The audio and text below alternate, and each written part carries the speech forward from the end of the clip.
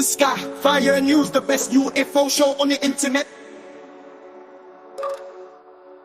Skyfire News is on the internet. Skyfire News. Skyfire News.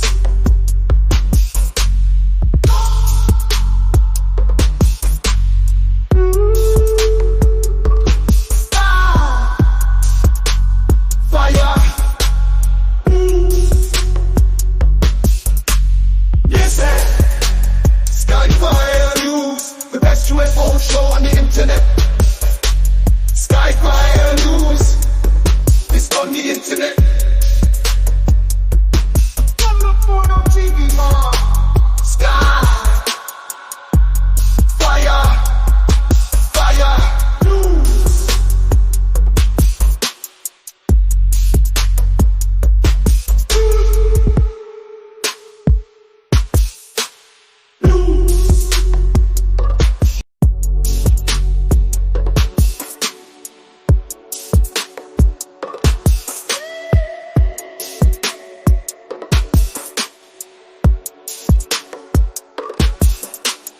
This is Skyfire News, the best UFO show on the internet. Skyfire News is on the internet. Skyfire News. Skyfire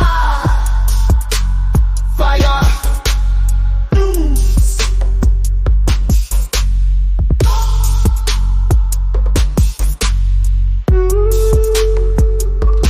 Skyfire News. Yes, sir. Skyfire News, the best UFO show on the internet. Skyfire News, it's on the internet.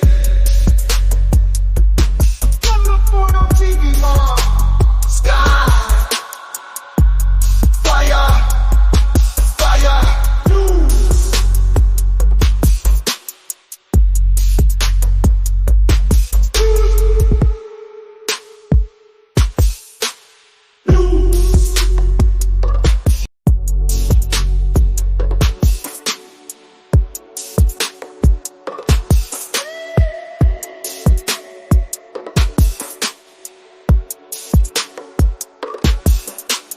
This is Skyfire News, the best UFO show on the internet. My birthday, friends all around. I should feel lucky. But I looked at my phone and seen that Garry Nolan blocked me. What the hell? How does he even know about me? The cake comes out, everyone is smiling. I know I should be happy too, but I'm dying. I'm fucking dying. 'Cause Garry Nolan blocks me. The world is crumbling all around me. I wanted Garry to tell me why he shared Chris Bartell's brain scans on TV. It's my birthday, friends all around. I should feel lucky, but I looked at my phone and seen that Garry Nolan blocked me. What the hell? How does he even know about me? The cake comes out, everyone is smiling. I know I should be happy too, but I'm dying. I'm fucking dying. 'Cause Garry Nolan blocks me. The world is crumbling all around me. I wanted Garry to tell me what aliens are planning. And I can't blow out my candles because of all of these scans. And I can't blow out my candles because of all of these scandals. It's a shame. I brought all my homies to the stage.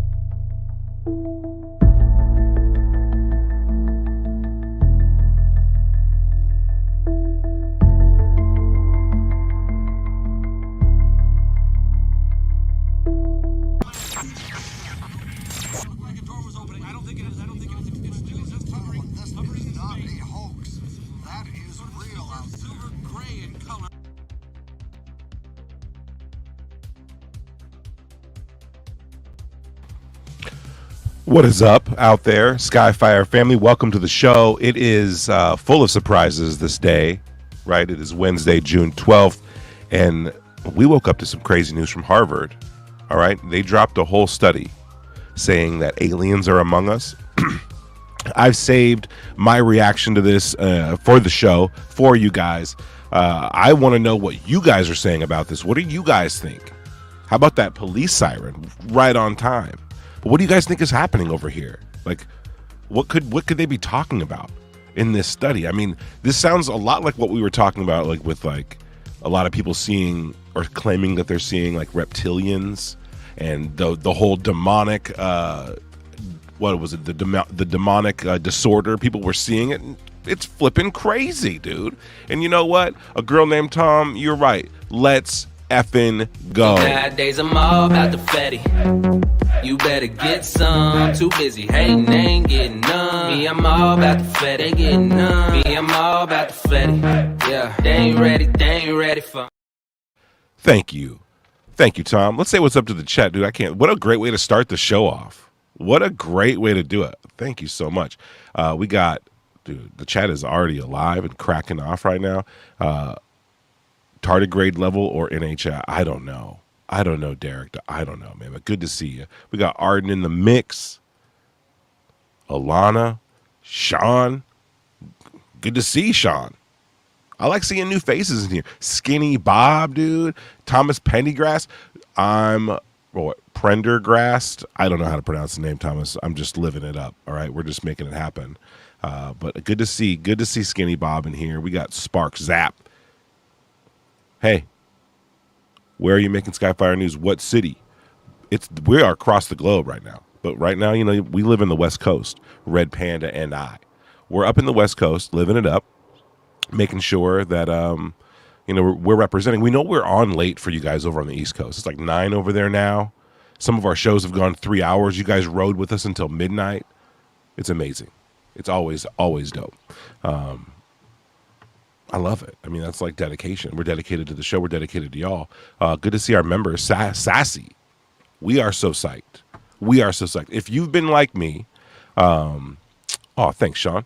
What up, Tupa? Excellent work, man. Appreciate that, dude. But if you've been like me and you've been kind of like watching UFOs and watching like the UFO culture and all the stuff that's happening right now, like you are getting ready for something. It feels like something's happening, but I feel like that something has taken a little bit of a turn, just a little bit of a turn, and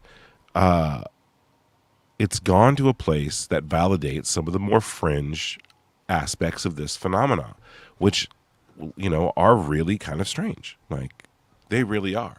We did a deep dive a couple days ago, a week ago, last week, not sure, I already forget.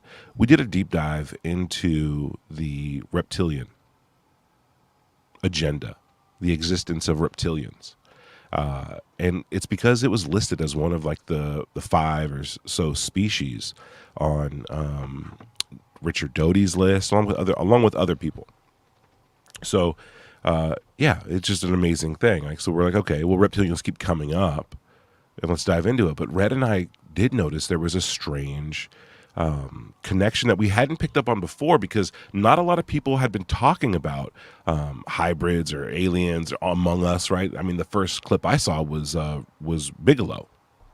That's the first one I saw, Robert Bigelow, and he was like, yeah, they're like among us. When I say saw, I mean like the first mainstream guy on a mainstream thing that had, you know, a statement about they're right under our noses. What a thing to say. They're right under our noses. I love it. Here's a clip from that. Do you imagine that in our space travels we will encounter other forms of intelligent life? You don't have to go anywhere. You can find it here. Yeah. Where exactly? It's just like right under people's noses. Oh my gosh. Wow. There has been and is an existing presence, an ET presence. And I spent millions and millions. I probably spent more as an individual than anybody else in the United States has ever spent on this subject. The FAA confirmed to us that for years, it referred reports of UFOs and other unexplained phenomena to a company Bigelow owns. What? You don't worry that some people will say, did you hear that guy? He sounds like he's crazy. I don't care. Why not? It's not going to make a difference. It's not going to change reality of what I know. That's crazy, right? So for those who don't know, Robert Bigelow is not just some rando. He's not Rando Bigelow. He used to own the Skinwalker Ranch. He used to own it. A lot of this research that has been talked about, right, by this kind of like inner circle. Stephen Greenstreet, by the way, shout out to Stephen Greenstreet. He just dropped a sick documentary today, tertiarily around the Skinwalker Ranch, right? And so this group, like the Skinwalker Ranch, has been in the mix for a long time, and a lot of this UFO stuff, legislative stuff, the research that's being sourced and cited is actually from, I think, Bigelow's time at Skinwalker Ranch. I love this art too. Shout out to the artists, whoever they are. I did not make this; would have been sick. Have I ran this through a Mid-Journey thing and tried to make it again? Yes, I have. Did I fail? Yes. So shout out to the artists there. But also, chat, what do you guys think? Have you ever seen this clip before of Robert Bigelow saying that they're here, they're among us? There has been an existing alien presence. The hell? Where exactly? It's just like right under people's noses. Oh my gosh. Oh my gosh. There has been and is an Why do you add like 6 syllables to gosh? I'm not hating on the guy, but there's a lot of syllables there that weren't there originally. You know what I mean? existing presence, an ET presence. And I spent millions and millions. I probably spent more as an individual than anybody else in the United States has ever spent on this subject. The FAA. So yeah, look at, man. We got our dude. What up, Red? Welcome to the show, dog. I sound a little better, but my camera isn't working now, and I don't know why. Dude, I think it's the heat wave. Is All it? Right. It could easily be the heat wave. We are going through it up here. I think my cord is bad, so I'm gonna troubleshoot with the cord. We'll go there. But for now, I mean, your camera doesn't work either anymore. I think my camera's working. It's just not it's not talking to my computer right now. Yeah, mine isn't either. Yeah, I'm running Mac, so maybe there's some update we got to do. Let's figure that out in the back channels. If you guys are, you know what I mean. We'll get it. We'll get through it. We'll bring our beautiful faces right back to you. Hey, I see a familiar face in the audience. We got Eric Tumbleson. Eric, good to see you, man. Good to see you. Eric says he's pretty sure that Bigelow was referring to the consciousness aspect of the phenomenon there. I don't know, Eric. There's a existing ET presence. Consciousness, that's kind of like basically saying that for me, lowest common denominator of that is that we have souls or some spiritual things here, some angel, and Bigelow did go to the afterlife research after this. That can't be ignored. That really happened. So yeah, so like you said, we got this thing going through. Sorry, I was like literally trying to troubleshoot this thing. Yeah, so this viral sensation today, Harvard study says aliens might be among us. We're going to go through the paper from Michael Masters, friend of the show. We got a semi-hefty presentation here, so I'd say we just go for it. Do you have any thoughts, Juba, before we start? I'm very excited. The language that I saw being used in the headlines, I mean, is like they're disguised. You know what I mean? They're among us. They live here on the moon. I'm hyped on this. And coming from Harvard, very interesting. I want you to think, is the title, as we go through it, is the title fair? And for the viral sensation, Harvard study says aliens might live among us. I also want you to think, and obviously you're going to already do it, but you could tell who Michael Masters and the co-authors are like listening to, what information circles they're in. So yeah, let's get it started. So Michael Masters, he's into the time aspect of this, and he was involved in this Harvard study. Yeah, he was like one of the main ones. Oh, well, now I'm super hyped. Michael P. Masters is great. He seems like a really nice guy. New York Post giving us a little breakdown before we get into it.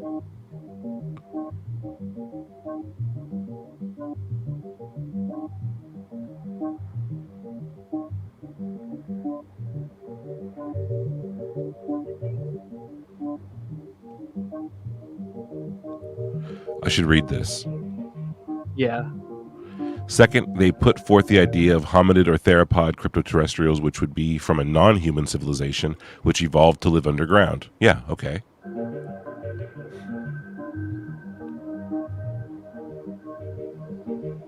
And perhaps descended from apes or an unknown. Oh, crazy. Third, former extraterrestrial, extratempestrial cryptoterrestrials could come from another planets or from the future. And finally, magical cryptoterrestrials would be similar to fairies, elves, nymphs, entities which are less like homegrown aliens and more like, I don't know what the last part was. You do not see a room full of shiny weapons. You do not see 4 alien night crawlers. You will cherish and love each other for the rest of your lives. LOL. So the hype was there. This was reaching a bunch of places. Like all the Twitter accounts are posting it. Tim Pool covered it. Yeah, and the paper came out a few days ago. When I remember when Ross Coulter tweeted it out. So how did I present this? So yeah, so this is the paper right here on the left. Okay. There you go. It's titled "The Cryptoterrestrial Hypothesis: A Case Study for Scientific Openness to a Concealed Earthly Explanation for Unidentified Anomalous Phenomenon." Tim Lomas, Brendan Case, and I think those guys are from Harvard. Yeah, as it says there, psychology research scientist and associate director for research human flourishing program, Harvard. And then Michael P. Masters, who is a professor of biological anthropology at Montana Technical University. So it's. I guess we'll just go through it, and you'll tell me what you think of it. So yeah, Michael Masters, friend of the show. He's in the UFO circuit and whatnot. Love this guy. Yeah, I like his contributions to the field. He's a cool guy. I almost met him one time, but I was busy. Ooh, iced him out. An anthropology professor at Montana Tech and Butte has written a book with some pretty out-of-this-world views on the UFO phenomenon. NPN's John Amy tells us about a professor who believes in identified flying objects. Some people believe UFOs visit Earth from planets far, far away. But a Montana Tech professor believes UFOs are much closer to home.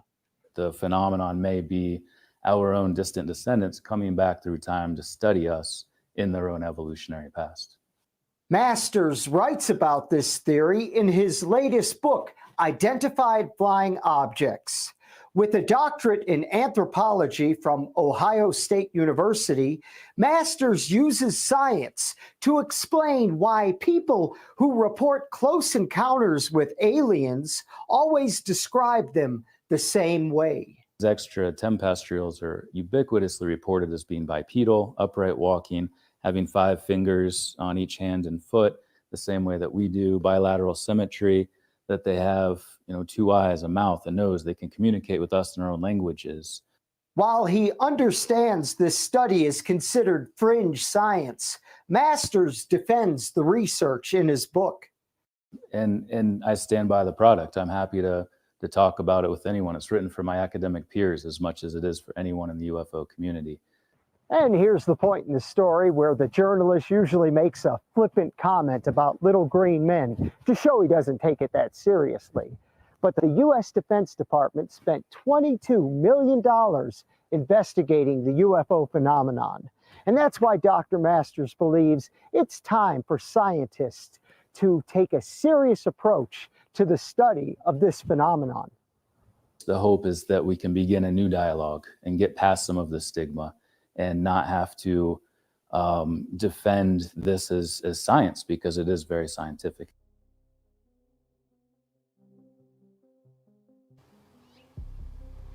Very scientific. Shout out to Michael over there. Living it up. Michael's interview on Jesse Michaels. I was muted. No, you're good. Michael's interview on Jesse Michaels' podcast was really good. If you want to dive further into the extratemporal hypothesis, he explains it pretty well there. But yeah, and I think this was from 2019 or so, and I think he's a 2017 person where like he got in with that wave of people, as did I. And yeah, he's big on the time travel hypothesis. I feel like he kind of owns it these days, because he wrote a book about it. He kind of talks about it a lot. But what's interesting is this paper doesn't really go there. But that's just a little background on like Michael Masters. We got the other author here, Brendan W. Case, Associate Director for Research. This guy was interesting. I didn't pull it because there was just like not enough. This is already kind of long, but he had some like spoken dialogue thing about Dante's Inferno. Look at study social behavior, Christian convictions, theological stuff. So this guy kind of seems like a Pasolka breed, kind of. Okay. Like has a history in like the arts and Christian ethics, Franciscan studies. Yeah. University's Institute for Studies of Religion. Like, yeah, he's deep into it. I'd love to read his paper on Dante's Inferno or hear his speech. That's really cool. So this is another author of the same. Yes, there's Harvard three paper. total authors. So there's Okay. Michael Masters, who we just covered, this guy, and then the last guy is this guy, Tim Lomas, psychology research scientist in the Department of Epidemiology at Harvard H.T. Chan School. So these two guys, Tim and Brendan, are why the media is running with the like Harvard study. Did it? You know what I mean? Just because I guess. Oh, because yeah, two guys from Harvard. Yes, it's are in not the like study. Harvard got like a $50,000 grant to have Harvard people investigate. Okay. You know, still cool, but I feel like it's kind of being sold as something a little bit different in the media. But, Absolutely, it absolutely is. even The already right affiliation- now, right? Yeah. Yep. The affiliation with Harvard is being pushed to the max. What it is what it is. I mean, you know, it's a clickbait economy right now. They're living up. But thank you for breaking this down. So 3 authors. One of them is Michael P. Masters, a well-known ufology guy. An anthropology. And then 2 guys from Harvard. One of them being a theologian. Looks like he studies religion. And this guy, like psychology research scientist. Yes. Lexicology, Muslim perspective on well-being, Western views of well-being, from the UK. Okay. Interesting. Okay. Cool. So yeah, these are the people who wrote it. Very All right. interesting. All right. Here's the page again, just so you can kind of see. And then I think so. What I did. So what's really interesting about this, and what's made it really, it's going to be kind of like a fun show, right? For a paper, is they cite a lot of different clips, right, to prove their point. And this is kind of what I was going to earlier. Like, really, you could tell it's kind of just like the mainstream disclosure narrative. And a lot of people, and I was telling Tipa this, I was like, Tipa, actually, you know what? Don't even help on this one. Like, I want to get your live reactions because, bro, we call a lot of this stuff. Like, it's pretty crazy. You kind of touched on it before, but like, you know what I mean? We were talking about not saying like we're like the shit or anything, but I think we got our hand on the pulse of like what the upstairs people of disclosure like believe and push. And I think as we go through this, you'll see. Okay, hell yeah. I mean, we are paying very close attention to them, but I'm always pumped to find out that we might be on the right trail here, right? So this paper, a Cryptoterrestrial Hypothesis, a case for scientific openness to a concealed earthly explanation for unidentified anomalous phenomena. All right. Hey, Pavel, how's it going, bro? Dude, what's up, Pavel? So another thing to keep in mind for this paper is, and I guess you'll kind of see as it goes through, but it kind of just goes through a bunch of different possibilities of like the cryptoterrestrial subfield, right? So when they say in the media that like Harvard says aliens walk among us, that was only like one data point out of like 50 that were put in this paper to like show different potential trains of thought, right? It's not really like a definitive saying like XYZ, and I think that'll make sense. So are they just throwing out a ton of options? Like, here's a ton of things that this stuff could be. Okay. And it's a bunch of like UFO conspiracy bro stuff. Honestly, I was actually shocked with some of the stuff I read in here because I was like, I didn't even think that was legit. We're going to put that in here, but okay. You'll see. Okay, so we'll continue here now. Oh yeah, so it's broken down into sections, right? And so this will kind of help just us keep track of things. title intro, then it goes into the UAP issue, and we're going to go through all this.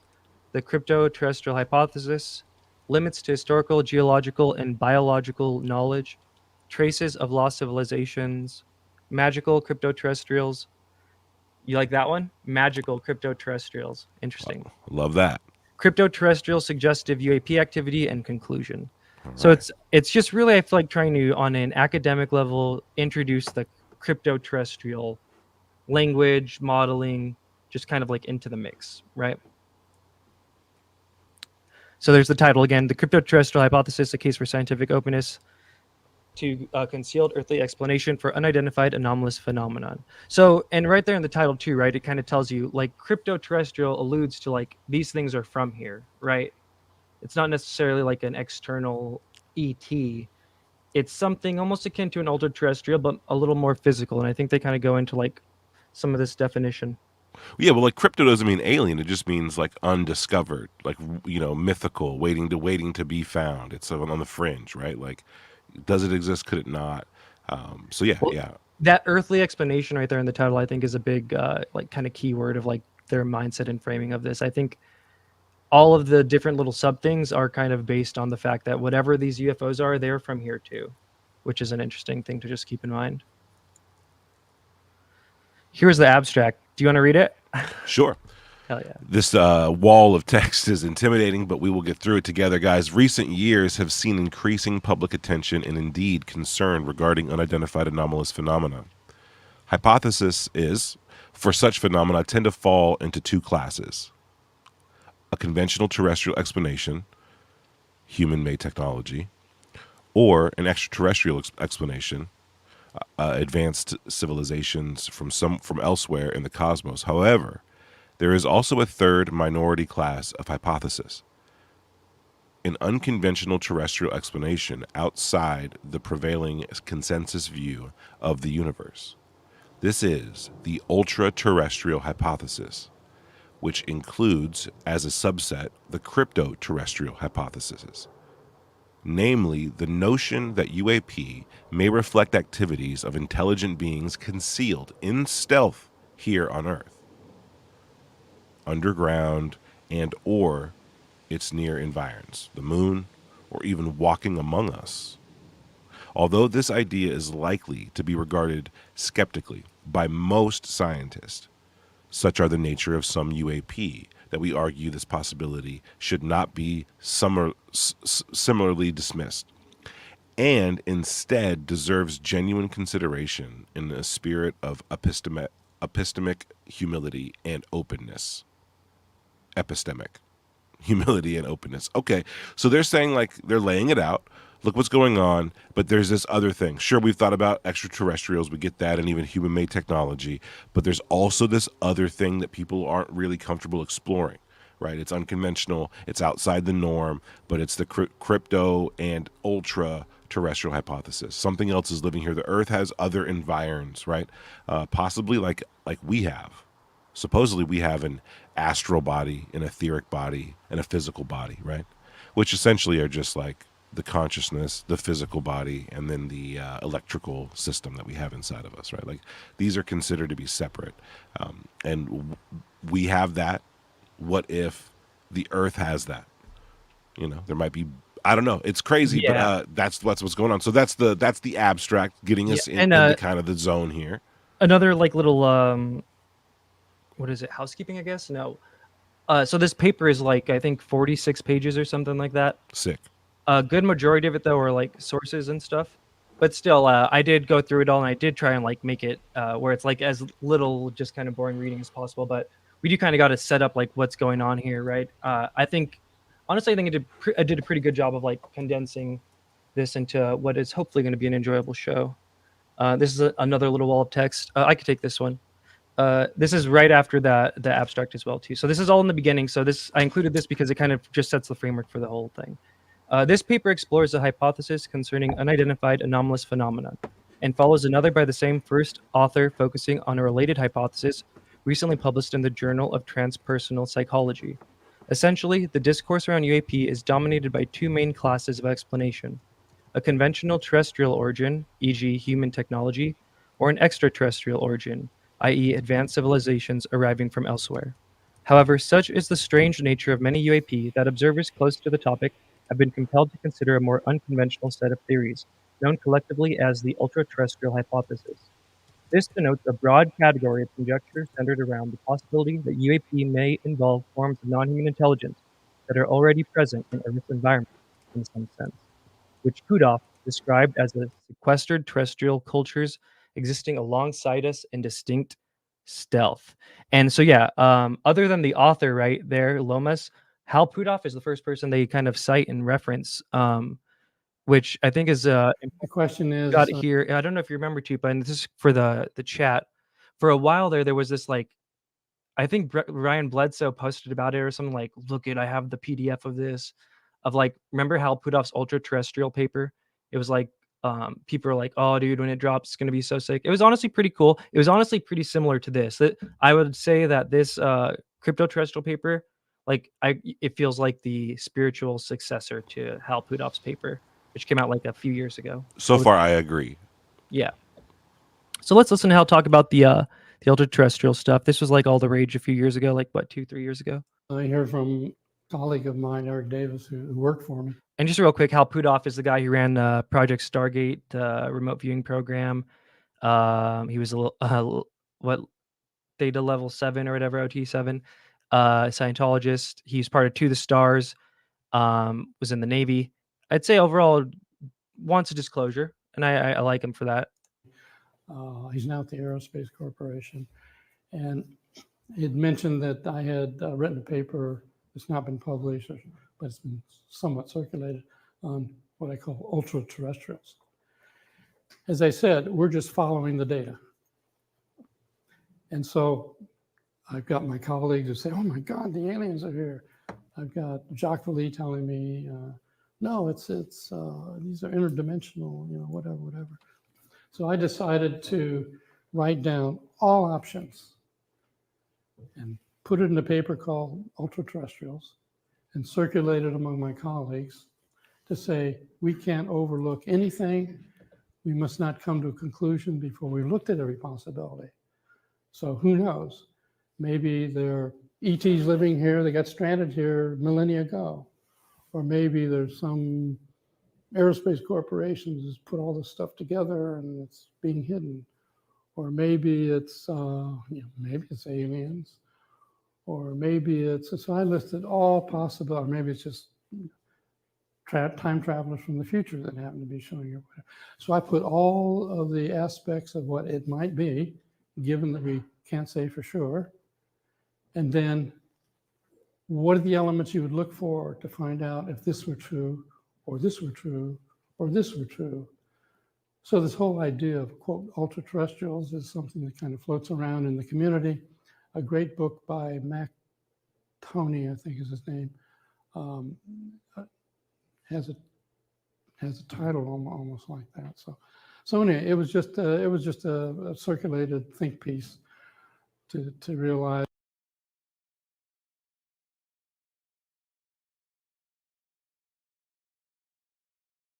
Oh, I am muted. LOL. Do you know about Mac Tonnies? Chat, do you guys know about Mac Tonnies? No, it sounds like a Star Wars character. I'm interested. You know, I got to play the clip. I have it here. I'm just going to have to go around. So this guy wrote this book. He was kind of like the first cryptoterrestrial book, but he kind of died in a semi-sketch way in like 2015. Let me see. This is him talking. You know who actually, I'll play the clip, and then there's someone who we both know, and a lot of people in the chat know, who actually was friends with this person, allegedly. On the other hand, if we share a common ancestor with these beings, these people, it begins to make sense. And when you look at certain cases that have reproductive overtones, it's very interesting to consider that we're dealing with a genetically impoverished species right here on Earth that is utilizing us for genetic stock. Because it's very likely that if the cryptoterrestrials are indeed real and indeed sharing the planet with us, that they are marginalized and that they have a very compromised population. If that's so, then they might very well need to replenish their genetic stock from time to time. And to do so under the auspices of being aliens from another star system, another planet, would fall right into kind of what we expect. And it would be the perfect smokescreen. On the other hand, if we share a common...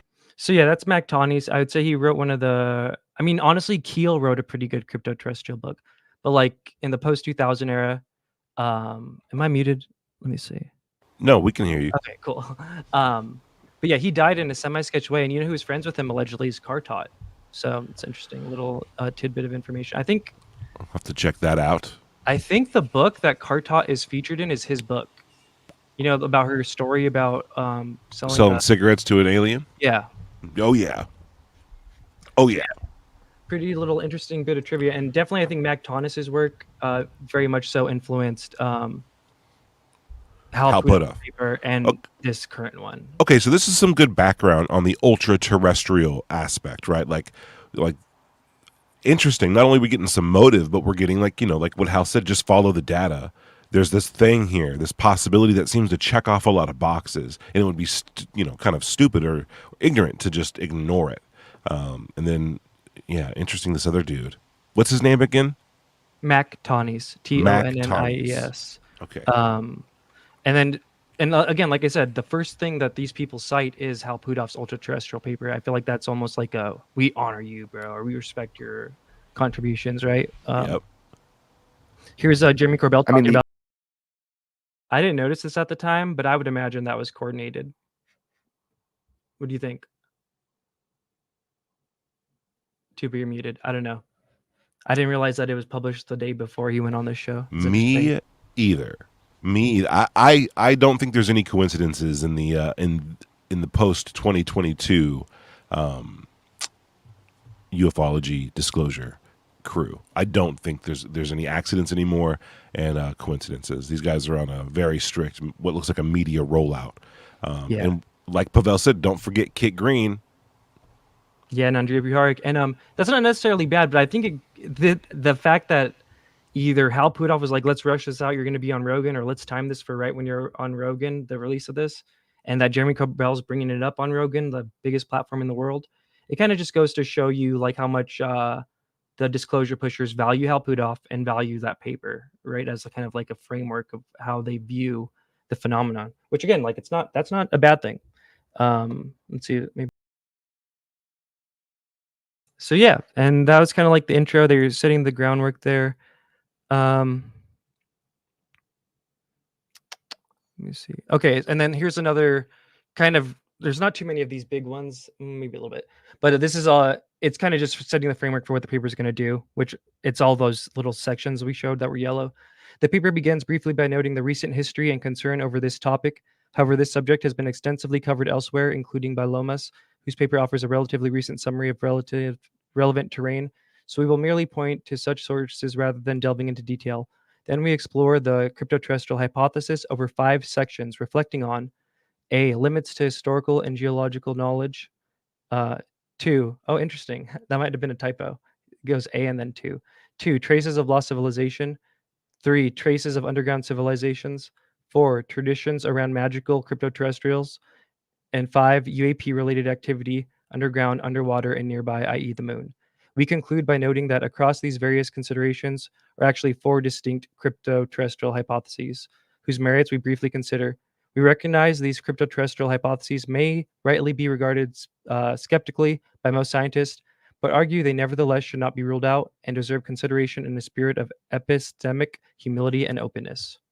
So yeah, just trying to get, it looks like science, right, to be more open to the cryptoterrestrial hypothesis. So yeah, the first section after the intro is the UAP issue. It says, for centuries, people worldwide have obsessed about aerial phenomena that seemed anomalous. In some ways, some of which, crucially, we today, even with our more advanced technologies and scientific understanding, might still regard as extraordinary. During the 20th century, these attracted the label unidentified flying object, and more recently, unidentified aerial phenomenon, with the latter now expanding even further by changing the A to simply denote anomalous. So this first section after the intro, it just kind of is a brief history of like the UFO stuff. They include this quote. They go over briefly about some of the Blue Book stuff and the disinfo. They include this quote from Admiral Roscoe H. Hillenkotter, the first director of the CIA. He says, through official secrecy and ridicule, many citizens are led to believe the unknown flying objects are nonsense. That's a pretty powerful quote. Probably one of, I think, the best out there in terms of like, this is real. So yeah, they cover that a bit, and then they go into the New York Times article. They talk about Lue and Leslie and the gang, and then they actually spend a fair amount of time on Arrow and Arrow's flaws, which I found interesting. Like, I want to say they spent like 3 paragraphs on that, but like a sentence on Blue Book, just like, oh, interesting. If you're telling, and then okay, well, I'm totally convinced that Yeah. we're experiencing. Let's see. So these clips that I'm about to play, these are all the clips that they like cite and source within the UAP section. So after they do what I just told you, they talk about like each of these people's perspective as like giving credence to the UFO thing. And it's these specific clips. So that's why I was like, yo, this is pretty I'm cool. interested Like, to see who they source here. So oh, you already know exactly who they source, right? Yeah.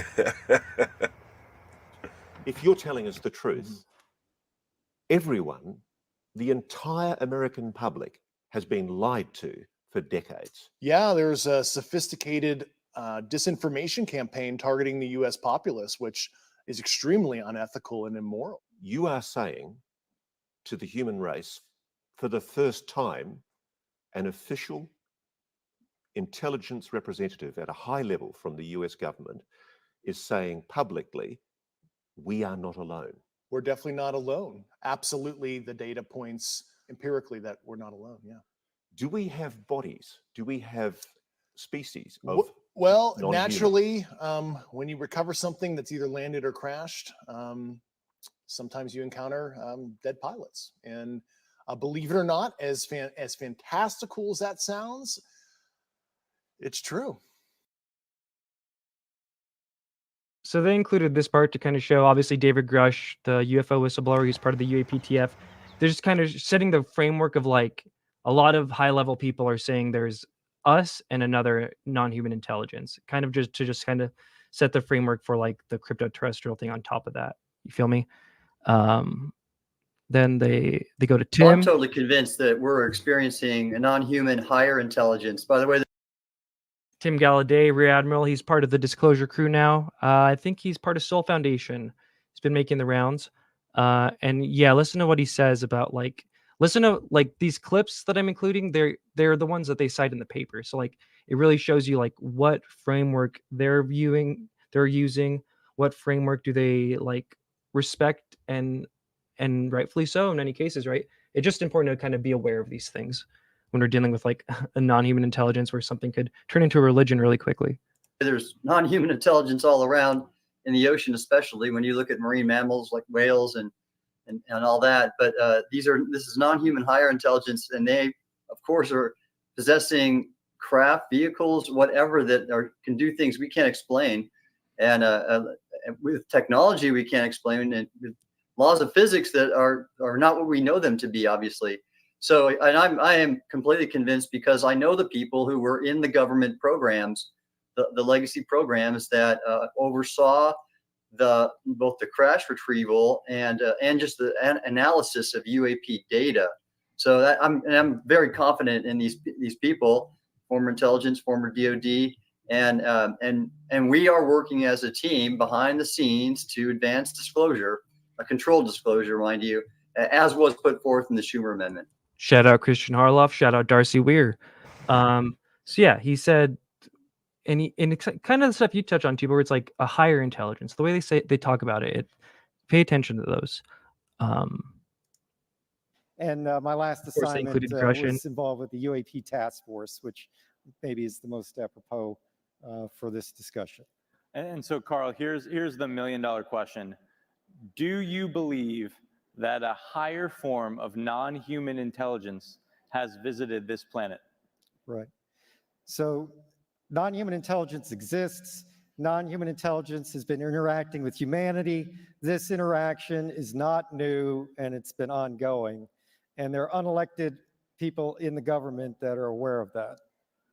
And so, Karl, that is quite a bold statement. I'm wondering, and I'm curious, how confident are you that that is true? There's zero doubt. And so they love that zero doubt thing in the paper. And like I said, the clips we're watching, they quote them in the paper. So it's kind of cool how we get to like live the paper. They actually included zero doubt. zero Okay. and non-human higher intelligence has been interacting with humanity.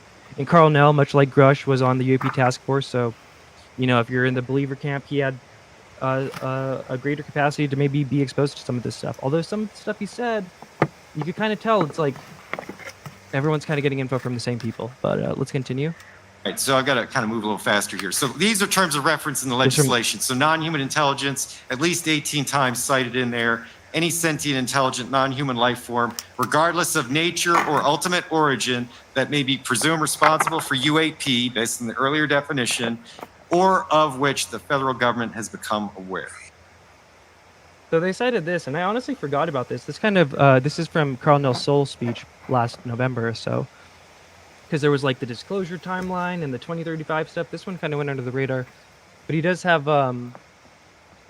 just kind of like a definition of the term non-human intelligence, and they were harping on that, on saying How does he define it?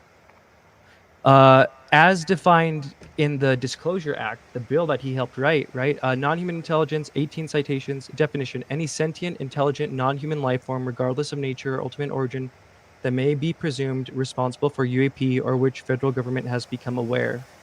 Kind of weird, huh? That second clause. Yeah. Very specific. Okay, cool. I think Arden says Panda sounds like he's doing dishes. I think Tupa sounds like he's doing dishes. Oh, I don't think I'm not doing the. Oh no, I was finagling my cords and wires. Sorry. We're back. We're back. That's another great point too. Notice the Soul Foundation, and I'm not saying like they're all bad or anything, but I think these names do matter. Okay. You've told me that you believe on evidence that there is a non-human intelligence of advanced technology on this planet. Right, advanced capabilities. Now, I don't know whether it's a technology per se, because I'm leaving open the idea that it's some form of consciousness that is non-material. And I know, say to my colleagues out there, I know this all sounds absolutely crazy, but if you've seen the things that I've seen, you would only be able to come to a similar conclusion. See, Tupa, isn't this already like totally your vibe of a paper? Because like you have to understand, guys, each of the people we've shown has said a bunch of stuff about UFOs, UAP, right? So like the authors of the paper choosing what they choose, it's like you're getting a framework of like how they view it. You know what I mean?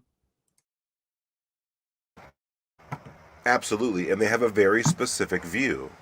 They have a very specific view of this stuff. Again, like I didn't have to join a secret society in order to figure this out. I literally just walked back what they were saying back to like things that I knew just from my own personal research. You know, if they say something that like just seems like, yo, there's no way an alien can do that. Like, what are you really saying? And then I listen, and there's all these like kind of very interesting hints, but they never just flat out say, you know, now they're using this thing ultra-terrestrial, right? Like, Oh, you're gonna love this paper, bro. But real quick, there's something with your audio. It sounds like water's running in the background or something. Oh no, okay. It's literally just birds. Yeah, I'm doing one second. So let's continue along here. Oh, and then they include this clip from Anna Paulina Luna, this quote that she said. And again, remember, all these people have said a bunch of things about UFOs. So when they're putting these select quotes in there, it tells you their framework and their outlook. The same thing with Mr. Christopher. So this is what I'll say. I'm going to reiterate, we can't talk about specifics and what we got into, but what I can tell you is what Grusch shared with me in an unclassified setting that I firmly believe in. I believe that he's telling the truth. I think that he is a credible witness. And what I can also say is one thing in particular that really caused me to be concerned about this whole thing is that Grusch had stated to myself, Representative Burchett, and another member on the phone that there were people that were hurt hiding this information and keeping this information safe and or trying to come forward with this information. What I can tell you is I believe that claim after now leaving. And that's all I'll say on that. Do you think that the administration is sending the right people? Do you think that you guys... Sorry, this isn't the part they quoted, but it was just a long clip. I think that they I'll are let you know when sending it the gets correct people on paper. However, there is, and it's become evident that there is an overclassification and that we are continually being stonewalled. My one concern is that we are authorizing money that is supposed to be spent on certain programs, and yet there is compartmentalization in which Congress doesn't have access to oversight in those programs, and that's a problem. Are you more concerned leaving now than you were going in? I feel the same. I think that I'm pretty much at the same space that I was. This entire process has been, what facts do we have? Again, the credibility of the witnesses is incredibly important, and I think that we have very credible people. How much of this is the distinction of saying, okay, there are certain programs that we have that are dark programs that we need to be very careful about letting that information out? Some of that can be attributed to what people have said versus this conversation about Grusch and some of the claims he made in the open hearing about non-human biologics. You know, as of right now, we didn't get into the specifics of that in there, but what I will say is that it has become apparent that there is a movement, whether it's within the intelligence community or not, to prevent us from finding out more information on this. And so we are going to do what we need to do as investigators to continue to pull on whatever strings and see where they lead. I think it's incredibly important to listen to the specific words that Grusch uses. You know, Grusch never said extraterrestrial or alien. He said interdimensional. I think that that's incredibly important because those are the types of things that when we go in there, there's just certain things that I think that it's important that you guys listen to on that. So that last part in there is what they clipped, where she's like, Grusch never said extraterrestrial, he said interdimensional, right? So That's huge. again, Is my audio better, by the way? oh, a million times. How's Okay, mine? yeah, yours is perfect. Sorry about that, guys. Yeah, I was messing with my cords. Whatever. We're back in the mix. Yeah, the language is so important. When we listen to these insiders and whistleblowers, their language is important. And like when I compared David Grusch and Garry Nolan statements, I'm like, oh, well, someone has a filter on and someone doesn't. And connecting those things is really important. There's an esoteric thing here. But real quick, we got a question from Nimbit. We're going to get to the song and come back to the question. I think it's a great one. So nowadays I'm all about the fatty.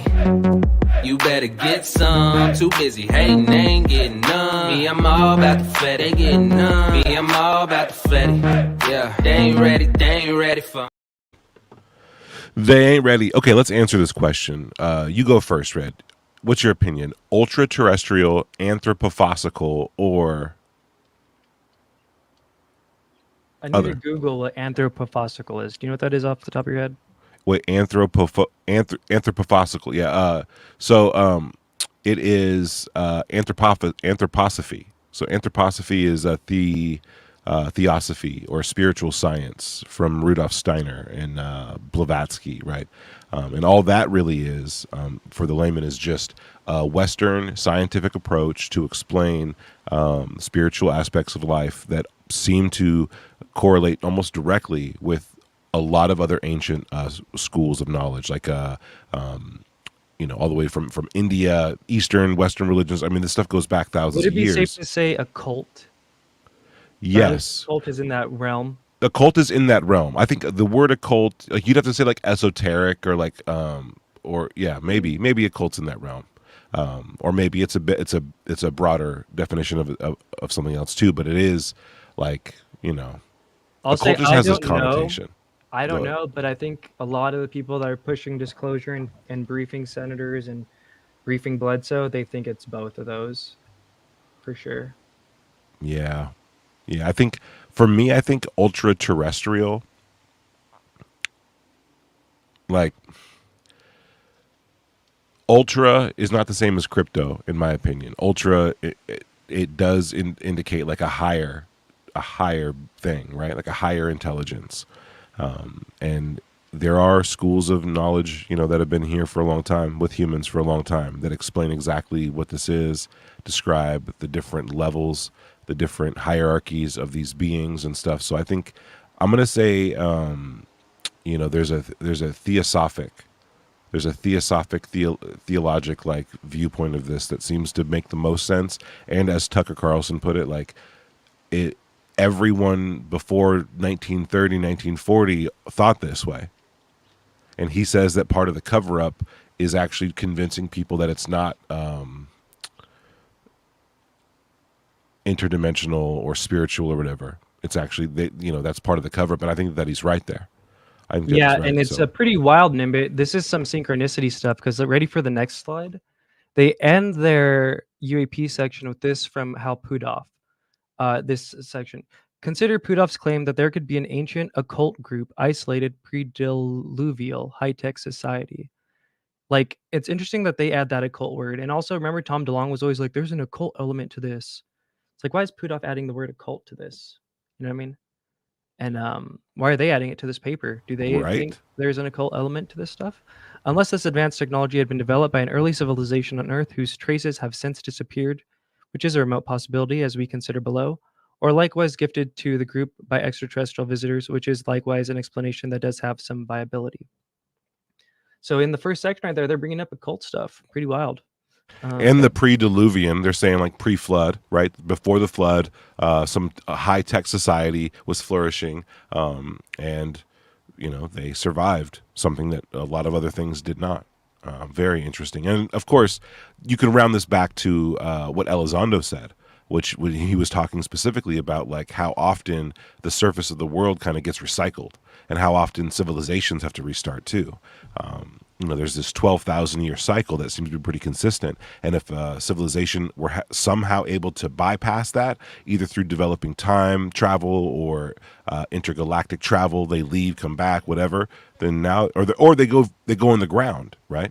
If they're underground, they're not going to succumb to like an asteroid or these surface level like a sun exploding and shit like that. They're going to be good, so they could continue to evolve. But yeah, next slide. I'm excited. Now I'm pumped. That closes out the UAP like intro part, right? Now this next section is the Cryptoterrestrial Hypothesis, CTH. And the gist of this section is, in essence, as per all ultraterrestrial hypotheses, the Cryptoterrestrial Hypothesis suggests the NHI responsible for UAP may already be present in Earth's environment in some sense, as opposed to having an extraterrestrial explanation. However, rather than existing in other dimensions per the interdimensional hypothesis or other times per the extratemporal hypothesis, see what I mean? That's what I'm talking about, where it's like they kind of make a distinct thing to be like, we're not really doing Michael Masters' time thing here. And not like that's a bad thing or a diss, but just like they're focusing on the cryptoterrestrial angle in this paper. They are present in a relatively more convention sense with current standard space-time dimensions, but are nevertheless hidden in some way, i.e., e.g., living underground. So this is what they're saying, right? Like they kind of just said, I'll just kind of repeat it in my own way, but like interdimensional, cryptoterrestrial, in their view, has an earthly, it's bound to Earth. Remember, Earth was in their title of their paper. And it's not as like woo-woo. You know what I mean? It's like, bro, it's like literally what we talk about when we're planning our episodes. It's like crypto, like Bigfoot. Like, and honestly, it's coming up. Hell yeah. So in this cryptoterrestrial part, they start off actually with a lot of the ocean stuff from Tim Gallaudet, and they do a big USO push. Good on the USO PR team, dude. They're killing it. They've been having a moment. It's like it's the most common sense area to look because no one's there, right? If what these things are trying to do is hide, no one's there. And like if they crash, they go underwater to the bottom of the ocean. Patrick Jackson even said that, right? So then there's all those. But if they wanted to hide now, like go under the ocean as well. Like it's the best place to hide. And if they are truly, what's the word they use? That can go through space, air, and water. Transmedium. Transmedium, yes. If they can do that, then nothing's stopping them from hiding down there. Mm-hmm. Exactly. And you always hear the rumors from the Lue crew that there's like a base on Catalina or whatever. But this was interesting. So this is a direct quote. UAP sightings involve craft and other phenomenon appearing to enter exit potential underground access points like volcanoes. The Popocatépetl, the Mexican one. And actually Jaime retweeted their paper with this thing. Because yeah, they brought up this, and bro, haven't we been saying this volcano's been hella active? And they're kind of bringing this up as a point of like, maybe this is evidence that they're cryptoterrestrials and they're like earthbound, right? Because there does seem to be a lot of volcano activity. So let's watch this one.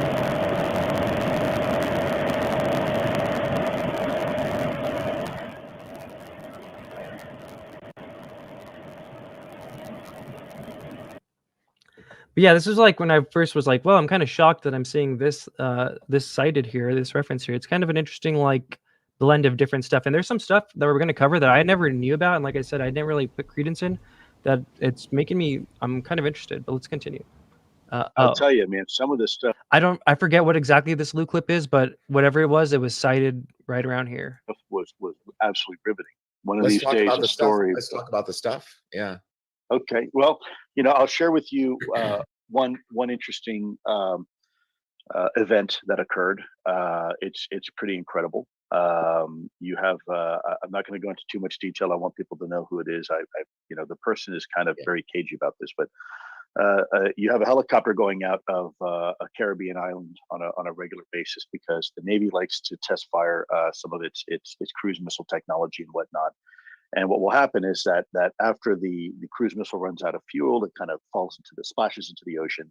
It will sink, and then at a certain time, it kind of rises up, and we go and fetch it, and we analyze it for telemetry and things like that. Long story short, helicopter crew goes out to recover one of these things.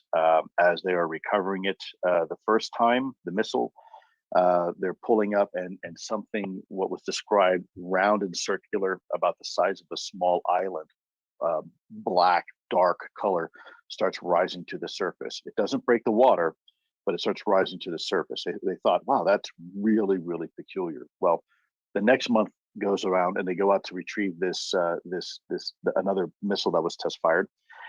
And this time we've got a frogman hanging down from the rope about to latch onto the missile, and this thing starts coming out of the water again. And if you know about the Puerto Rican trench out there, you're talking about water that's 22,000 feet deep.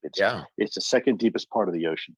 The thing starts rising up, and as the thing is starting to come to the surface, the frogman is literally trying to climb the rope. They're doing an emergency ascent. Everybody is absolutely panic at the disco, freaking out. What the hell is that? What's going on? And as they start to pull up, it sucks the missile underwater and then disappears, never to. Oh, Lou, why do you gotta go turn evil, bro? But so I think Everyone's Panic at the Disco. I've never heard that. I've never heard that before. I like that. But I think this they were using these quotes to kind of emphasize off the back of the Tim Gallaudet references, this kind of like water element, right? Like he just described two UFO encounters where both of the UFOs came out of the water. You know what I mean? It didn't come from space. They didn't come from, So I think that's why they included that there. Dude, in one of these stories, there's like a mass sighting. Like everyone sees it, they're freaking out. Dude, I've heard that story before. I love it. So then they talk about some kind of like the historical cryptoterrestrial stuff. They got Jules Verne on the right here. Oh, this is fun. And then they do some like amazing stories. These were like popular in like the 20s or something like that. So it's kind of cool. It was just like fun. I thought a little break of pace. Oh, this was wild though. Then they reference this. Have you ever heard this? This Einstein and Roswell stuff. Her name is Dr. Shirley Wright, allegedly Einstein's assistant, and she claims. So I've never even like really heard about this, but when I heard about it, I was like, maybe I did hear about it, but it kind of sounds fake, and I just tuned it out. But they cite it in here. I can identify with that so much, dude. Like, And I will say though too, like they're kind of just presenting a bunch of stuff here. They're not really saying like anything's 100% sure. So I wouldn't go as far to say like Michael Masters thinks this is 100% sure. But I mean, he kind of makes it seem like that. And the fact that they brought it up in the paper was interesting. So let's listen to this audio because it's actually the point isn't to prove that Einstein was at Roswell. The point is to prove the cryptoterrestrial thing when you listen to what, and to remind you, we're about to listen to Einstein's assistant, allegedly, who claims that he was involved with the Roswell stuff, which honestly would make sense. But let me see, where's this bad boy at? The program that you're working on with Einstein, was it funded by the government or was it a university grant? Grant to him at that university at that time to have outstanding students from around the country picked to work with him that particular summer in nuclear chemistry. Did you have a title that was given to you while you worked there? Special student. Did he take any other students with him? No, I was the only student. Lucky you. Come on. I was his pet. I have to admit that. I was. I have to admit that. There were 29 and Were you there when? The only girl either. When the last alien died, were you there at that point in time? No, I wasn't. I was back at the motel in a city nearby, and I had been told, and I would be able to keep the being alive. How many were there originally? 9. I saw 9, 8 bodies, and then later we communicated with that one, so there were 9. And can you describe they were? Oh, I sure can. I remember that very well. They were a very light, soft, gray, I'd call it grayish green, really. And they had a slim, lean, they had no nose, but they had markings where a nose opening would be. They had eyes and a mouth, no eyebrows. They had ears. They had a very forehead, and I'd say relative to the rest of their body. And the ones that I saw were approximately maybe 5 feet tall, 5 feet 5, something like that.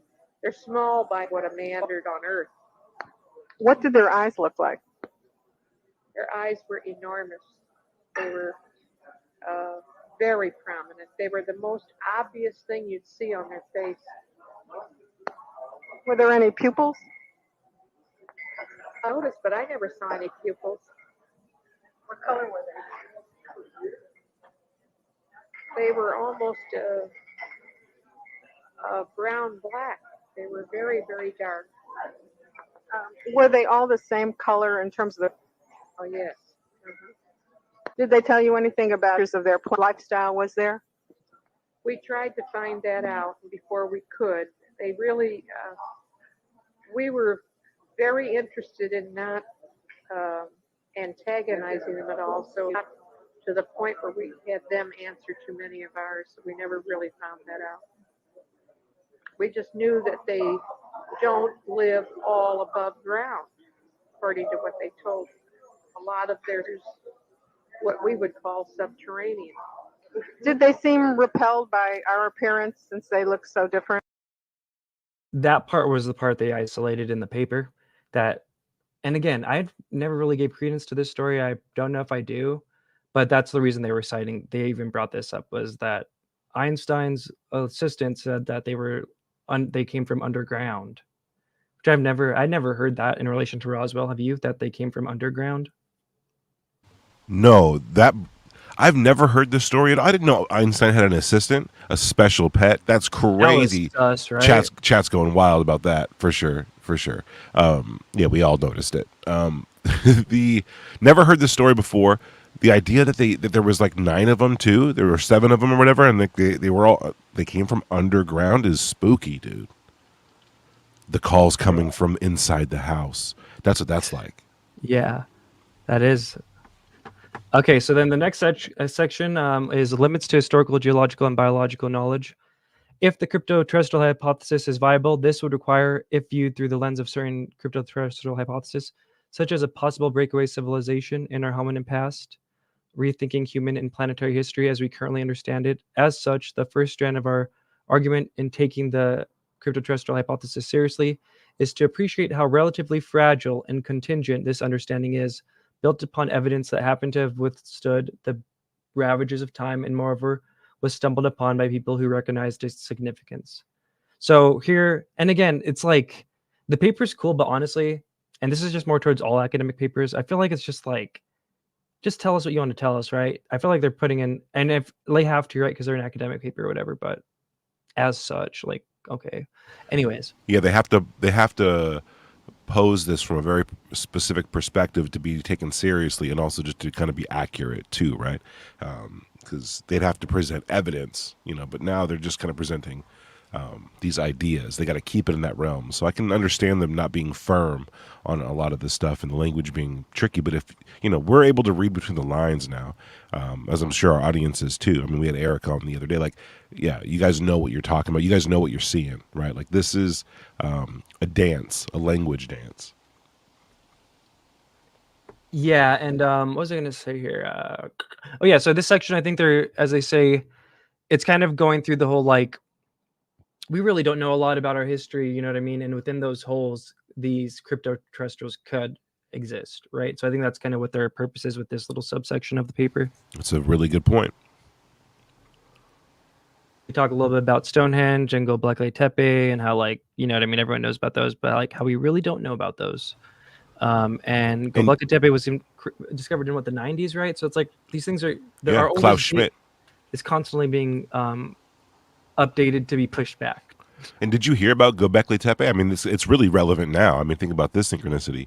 Jimmy Corsetti of Bright Insight Friend of has the recently, he's a great guy, has broken the story, right? That the World Economic Forum has like weighed in on this because apparently only 5% of the site has been excavated. And what they have seen appears to be a type of time capsule that's showing all these different animals and these different like symbology that like no one has ever, and it goes back like to like 9,000 years at least. And it was buried purposefully. So this is now, it rewrites history because these sculptures exist in the way they exist, right? They depict what they depict.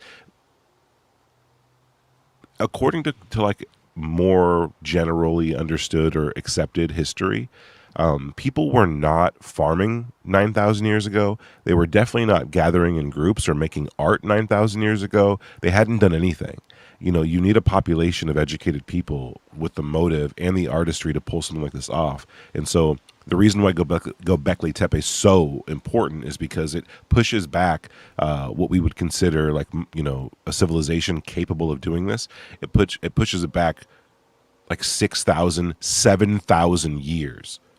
Which is crazy. It really dwarfs modern understanding of what we think was going on. So now the site's being taken over by the World Economic Forum, and I got to look more into that. But he's been on the case. So shout out to Jimmy there. And if the site was important to the phenomena, right? If it was a valid point, I mean, I could understand these bigger entities wanting to shut it down because it's been part of the secret forever. So it would be crazy to find out that these historical sites are part of the cover-up. That would be crazy. Chat, what do you guys think? Because that would be wild. No, totally. There's a big correlation between the American scientific community's abandonment of investigating UFOs and of investigating these weird cyclical things. But that's for another day. I did cover that in my Science and UFOs video, though. They go hand in hand. Is there anything useful? So yeah, so this is, they talk about the Shadowbiosphere, right? And these holes of like where these things could exist. So I guess in their mind, Shadowbiosphere isn't like interdimensional. It's like cryptoterrestrial, but like it's a more physical thing.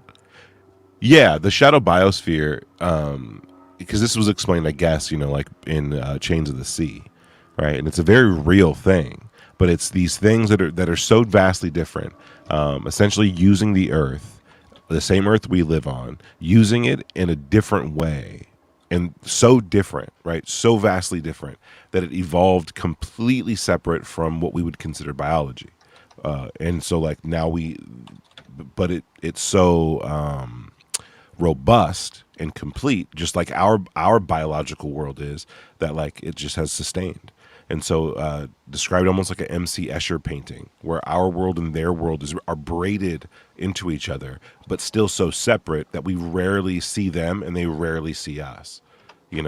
So that's I love that theory. But yeah, it's not like as if they exist in a different dimension, but yeah, a different thing, a different type of like life. I mean, Donald Hoffman has explained, Dr. Donald Hoffman or whatever has explained that like we don't really see the world for what it is. Our brain tells us what we're seeing. It filters a lot of stuff out. It allows us to process certain things that it wants in, and like we're probably not seeing base reality. Like we're not seeing things for what they really are. We're just seeing interpretations of them, symbols for them, metaphors for them that make sense to us and have since for forever, from our ancestors on to now. But there could always be things that show up that like we become aware of, that were always there, like different colors, right, or different like structures or whatever, like are always there. We just never knew. You know, another way to look at it would be scale as well, where you look at like the microbiology, you know, viruses, bacteria. No one knew that existed at all, but it exists, and it's braided, right, in with ours in a way where we're dependent on one another, but they're so small that we don't necessarily directly contact them, right? We had to like create technology in order to see them, and that could be an analogy for what's happening here. But I'm excited to see this clip. Yeah, let's run this clip. Or interesting in your research or your work that you've come across that might point to the possibility or reality of a so-called shadow biome or some unseen realm? Yeah, I saw that question go by Tom S. On the side. Yeah, I mean, there's someone I'm helping who has some fascinating data and images. I'm actually, well, I won't say how I'm helping him, but I'm helping him. And the data is compelling. You know, it's fascinating. I don't know how to explain it, but it's worth understanding. It's whatever it is seems to move faster than normal living things. But if you run your camera fast enough, you can see them repeatedly. And so, you know, I've got some pretty interesting people interested in it with him. Who are willing to put the bucks in to analyze it and maybe do a documentary about it. And it's you know, if it's real, it's outstanding. It's still alleged, and I'd rather not go into it any more than that. I don't want to put him under any pressure.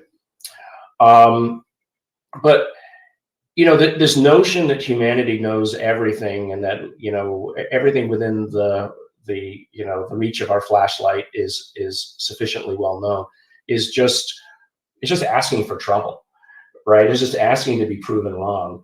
And you know, you don't have to imagine an alternative dimension to imagine an alternative biome that might be, you know, living beside us that we just aren't paying attention to. You know, I have no proof of any of it, but you know, taking it off the table means you'll never look. So let's just keep our options open. So yeah, Shadowbiosphere is one of the like the paper authors view as like a potential shadowed area where like a cryptoterrestrial could flourish, right? How, and just like with the Gobekli Tepe and the ancient civilization stuff, it's these holes in our understanding of reality of where these things could potentially flourish. So they're building off of that. What else we got here? Okay, great. Now we're on to the next section. I think we're about like halfway through the sections. I think Nice. Traces of lost civilizations. All cultures have their myths and legends. There are, of course, many ways to interpret such tales, ranging from works of playful imagination to vehicles for conveying ethical teachings. However, there is an increased appreciation that even if myths do involve such functions, they may also sometimes, perhaps, even often actually be attempts to pre-literate societies at memorializing, interpreting, and communicating real historical events. Flood myths. So they do go, they talk about like, you know, the flood myth and like what's going on there. Like, are these things myths? Are they not? This is interesting too, but he talks about Atlantis in the paper. Of course. Right, exactly what I was thinking too. So yeah, they're talking about Atlantis and like Lemuria as these are the areas where these cryptoterrestrials could have been flourishing, or you know what I mean, right? Yeah. You know who came up, I think, with Lemuria? Oh. Who? Blavatsky. It's a theosophic. It's a theosophic idea. You know who says they were a Lemurian princess in a past life? Who? Dorothy Izat. What? Yeah, her book is way more wild than the documentary. But yeah, Dorothy Izat's this experiencer, almost like Chris Bledsoe of yesteryear. She's passed away since, but had a lot of activity. And filmed it. The reason why it's so important, her case is important, is because she filmed it. So you can, you know, I mean, go look this up. I have a video on it. Like, check it out. It is crazy. Her case, and she looked at the phenomenon more at a spiritual level, right? And her interactions with it, which these lights in the sky, craft in the sky, sometimes beings piloting the craft. Her experience with it was always positive because she always looked at it in a positive way, right? But yet through that, she got all these different experiences through the UFOs and messages and telepathic communications and whatnot. And I guess she went full Lemurian. Yeah, right? we got to do an episode on her one day. Let's keep powering through. But yeah, Atlantis, right? Tom DeLonge brings this up. You know what I mean? Like, think about how much of this stuff it checks out with Tom DeLonge's theories.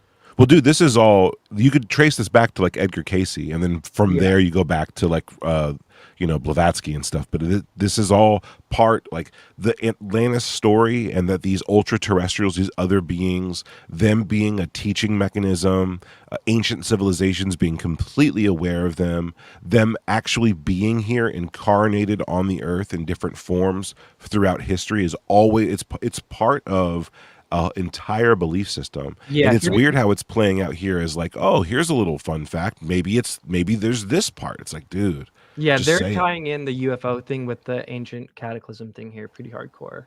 Here's another one. Like, we just saw Atlantis, right? That's like cataclysm. They just did flood, right?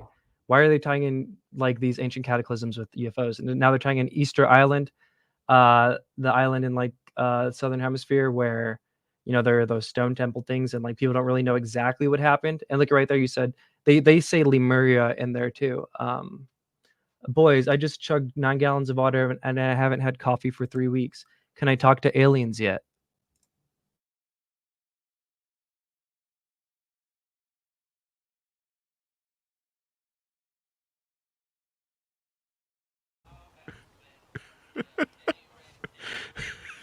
Dude, Chef C has honestly the best super chats, bro. I think soon. I'm praying for you. Soon you'll be able to see him. One more day without coffee. Thank you, Chef C. Great and interesting show tonight, says Coin Exchange. Hell yeah. So again, you'll see what I'm doing at the end here, but just think about all the stuff Tom says, and like you said, it's probably all from Edgar Casey. Then they talk about some of these out of place artifacts, just kind of, I think, alluding towards the like, there's been ancient civilizations, right? Like, and one of them maybe could have shot off and been what we're seeing today. Is the kind of the point where they're talking about all these things, Lemuria, Atlantis. Oh, I love that you put this article. Did they source this article? They sourced this one. Oh no, they didn't Dude. source this article, but they sourced this event, which I didn't know about. This wooden structure thing in Zambia.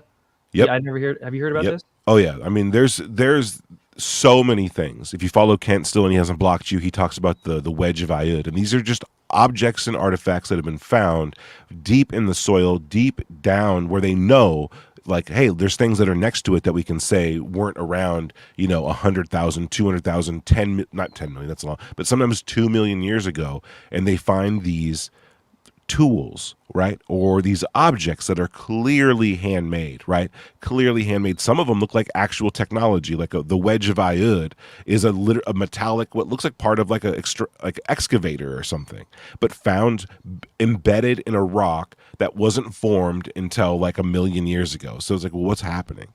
And I think one of the things that we have to consider here is when we look at these objects that appear to be quote unquote man-made, think about this.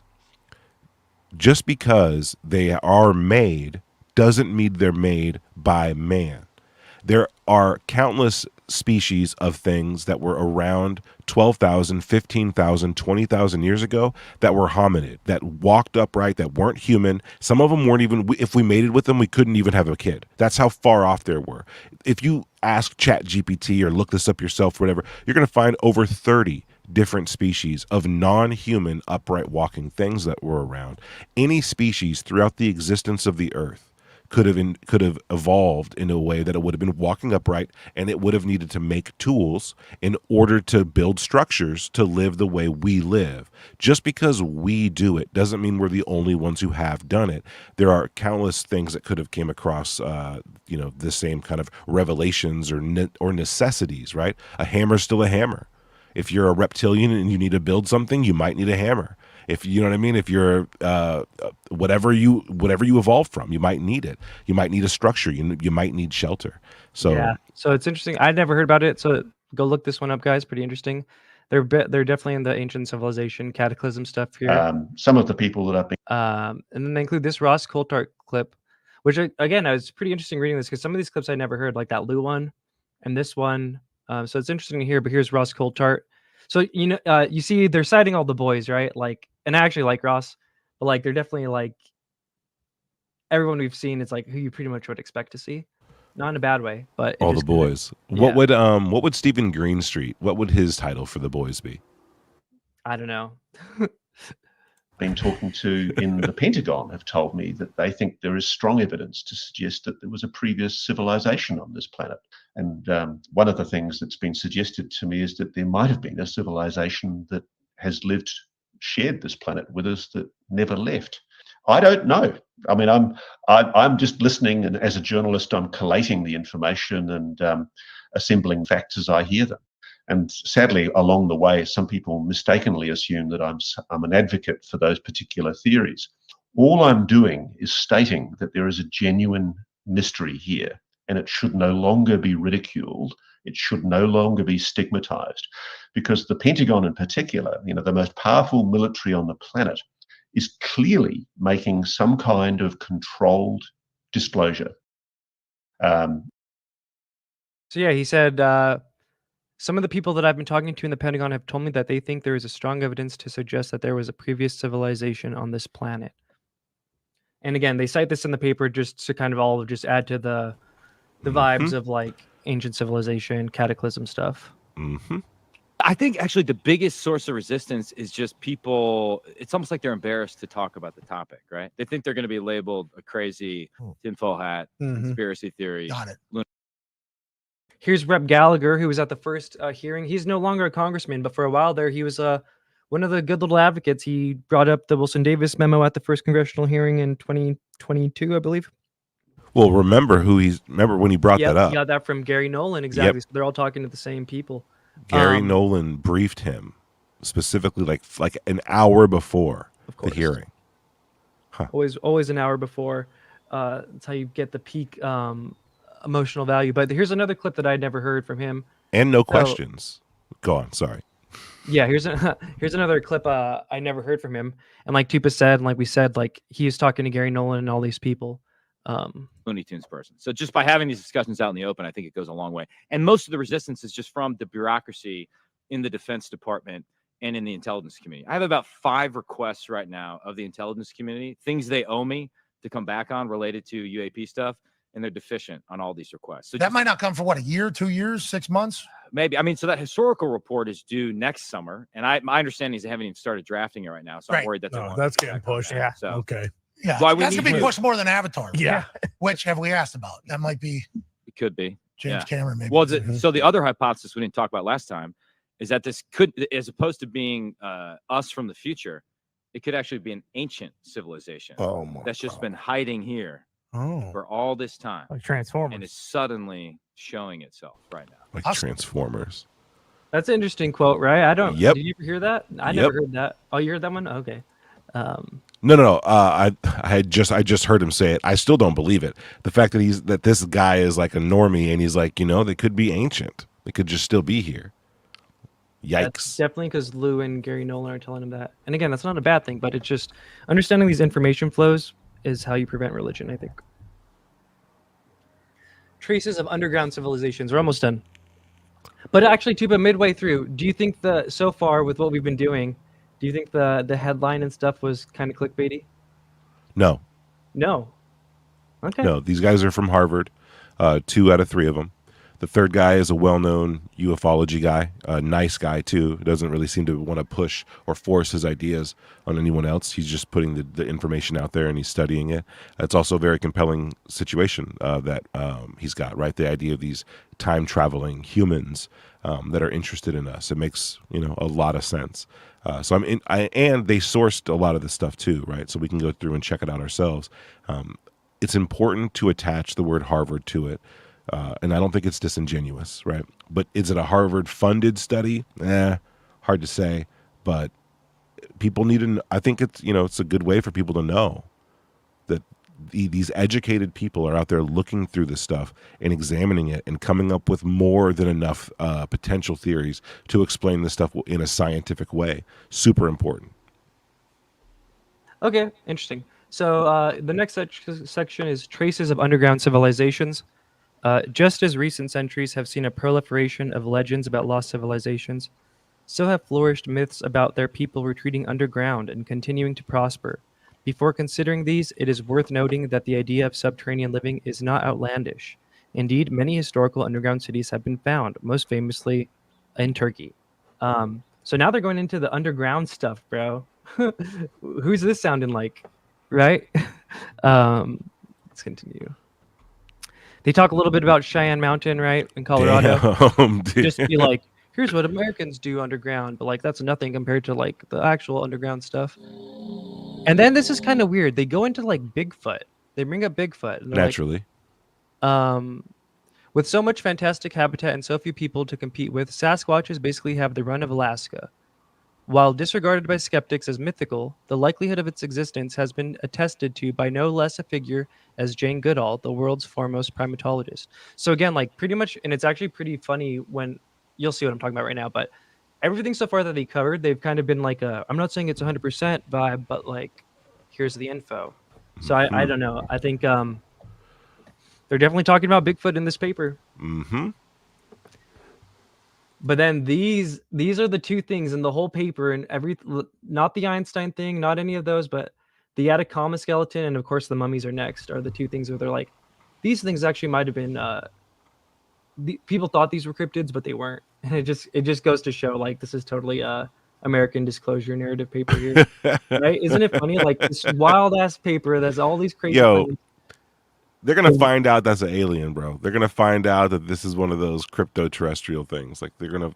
The only two dunks in this entire paper, full of like pretty outlandish claims. Not saying that they're all wrong, but are the mummies and the Atacama skeleton. Pretty wild. Oh, and then they get into Nagas, bro. Then they get into reptilians in this paper, right? So people want to get mad at us for talking about reptilians. Dude, Harvard.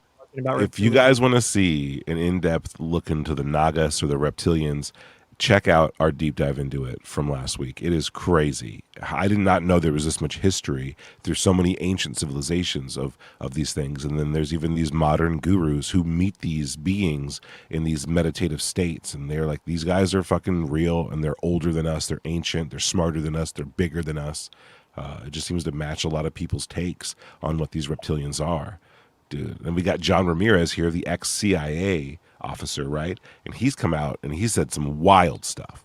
Yeah, and we're gonna listen to that, as you said, alleged ex-CIA officer. And actually, here you go. Here's the big reveal. He's the reason why everyone's running with that title in the title. So remember how I said in the beginning, like this is kind of and I think we've kind of seen by this point, it's kind of like a amalgamation of a bunch of different theories, and they're just kind of throwing everything at the wall just to kind of have it all consolidated in one place, not really like going all in one or the other. So John Ramirez is just one of these throwaway lines that says they might walk among us, and now that's another one where I'm like, I said this in a space. I'm curious what Michael Masters thinks of the framing of his paper, and like if he's like, oh, I don't know about that. But let's listen to John Ramirez talk about reptilians. If people had paid attention to what I said, I use the word speculative, informed speculation. And so when people think of reptilians, they think of lizards. No, they're not lizards. They're people with reptilian ancestry that may look quite human to us. And they may have had some development into humanity. There may have been many, many non-human races, speculative again, that helped us evolve outside of natural evolution. Otherwise, we will still be living like our primate cousins right now. We developed at the same time as mammals, as primate mammals. Why were we accelerated? And so that might have some influence beyond natural evolution. So when I put forth that slide, again, going back to like, just go to that slide because he talks about it twice. So I couldn't find the clip where he says they're walking among us, but he kind of said it in that last one. But here's another clip of him just kind of introducing the reptilian concept. It is my personal belief that there are residents, visitors, and strangers. Residents being, I believe, entities that have been here long before humanity appeared, and in fact, may have had some hand in making us who we are today. Otherwise, we'd still be primates with bonobos, chimpanzees, and gorillas. We're not. We've been elevated. And I believe it is the residents who did this. And I know that's very controversial, but it's a personal belief. That's how I sort it out for myself. And the visitors might actually be from other worlds. And the strangers, I don't know where they're from, but it seems very frightening to read the accounts of people, documented people who have experienced very disastrous effects, very tragic effects with their health from encountering the disturbing aspects of the phenomena. Now, this is known as the infamous slide 54, because it's Shouts out Project Unity. This was from, I think, some briefing or something, but I think it wasn't like an official thing. I think it was like a UFO nerd club within the CIA or something. But yeah, he's talking about the reptilian stuff. It's the 54th one in the deck. And I promise you, I know we went long, but we're almost done. This is called informed speculation. I think it's hidden history, but let's call it informed speculation. And I'll clue you in on why. Well, I clipped that one wrong, but he had a whole thing. He talks about, and they talk about this in the paper too, that the NRO launch patches, the National Reconnaissance Office, has like reptilians, occult figures on them. There's a ton.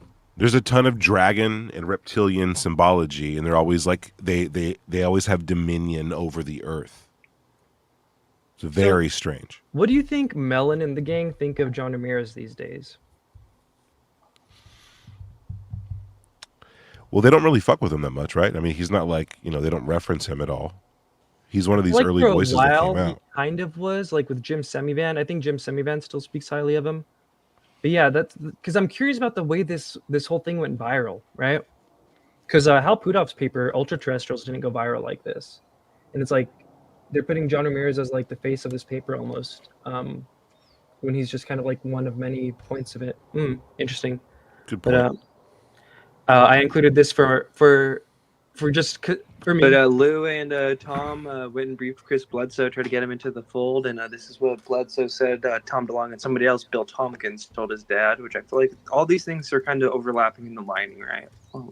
Has met Bill Tompkins, the guy who supposedly built the ships for the space program. You know, do you know who I'm talking about? I was referring to some of his. I was thinking actually, sorry, of some of his illustrations in my head as I was describing it. William Tompkins, correct? Right. Yep, and he sat there at a little Starbucks. I don't know what you call it, patio, sitting outside. Yeah. My dad, Tom DeLonge, the Blink-182 guy, Yep. and Bill Tompkins, and they sat there and they tried to shop my dad. Shop him as in win him over. And he sat there and he told my dad that Bill Clinton is a 9-foot-tall reptilian. He eats little girls. They slit their throat. They drink the blood and suck the life force out of their body. They zap us with these machines when we die so that they create this little hologram of a light. And when our consciousness goes to it, they reincarnate us back over. And the big secret that the government's been hiding, everybody, is that we're a cattle farm for lizards that live in caves, and the queen and the presidents are lizards. So again, they didn't include this in the paper. This one was me. I just wanted to include that. After I read the John Ramirez reptilian thing in there, I was like, are these people kidding me, bro? Like, people were all mad at us for talking about reptilians, and it's like, now this paper that's being lauded by everyone. People were hating on us for talking about reptilians? Some people were. Oh, they better get used to it, dude. Yeah, and it's it just like, I feel like his story here, what he was told by Tom, what his dad was told by Tom, lines up pretty heavily with a lot of the stuff we've covered so far in this paper. Like, yeah, let's continue. Got about a little bit Dude, less. this is like the lesser looked at aspects of the scenario of the phenomenon, right? Which is like, oh, they're not aliens from another planet. We need to look at these other options.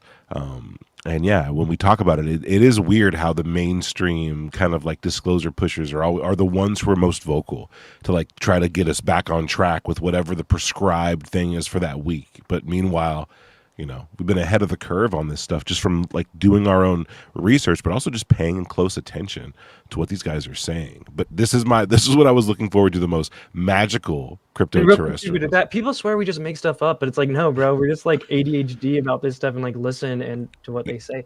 Well, Yeah, I'm gonna be conspiratorial, bro. Like a lot of the people that I've over the last 2 years, right? A lot of the people who were the loudest voices to say like, "Oh, this is ridiculous," and a lot of the guys who were the very first ones to like disregard a take of mine, yours, right? To be like, "Oh, this is bullshit. Prove it." Yeah, this is, the ones who cast out the loudest and the soonest they're like, they know it's true. I've like watched them over the course of 2 years. A lot of them know it's true. So like, why are these people who know what we're saying is at the very least echoed by their mentors or their circle? Why are they the loudest to say that we can't say that? Isn't that interesting? Like they're supposed to say weird, it. yeah. It's weird. Yeah. Dude. So you're gonna love this one. Magical cryptoterrestrials. So again, they're just kind of throwing everything out. And I feel like they're just trying to like consolidate everything in the sub cryptoterrestrial category in like an academic way. And so under this section, they say the ideas canvassed thus far, while not generally accepted by contemporary natural science paradigms, nevertheless still fit somewhat within their rough boundaries. LOL, really?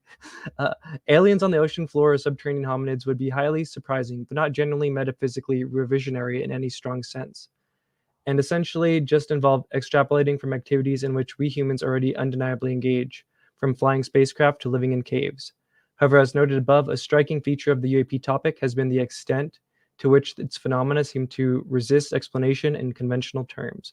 So here now they're gonna, right, where it gets, like how they said, Bigfoot, you can maybe say that's like a hominid, right, whatever. Now they're gonna start adding to the mix, to the conversation, some of the more like, as they say, magical ones. Let's see.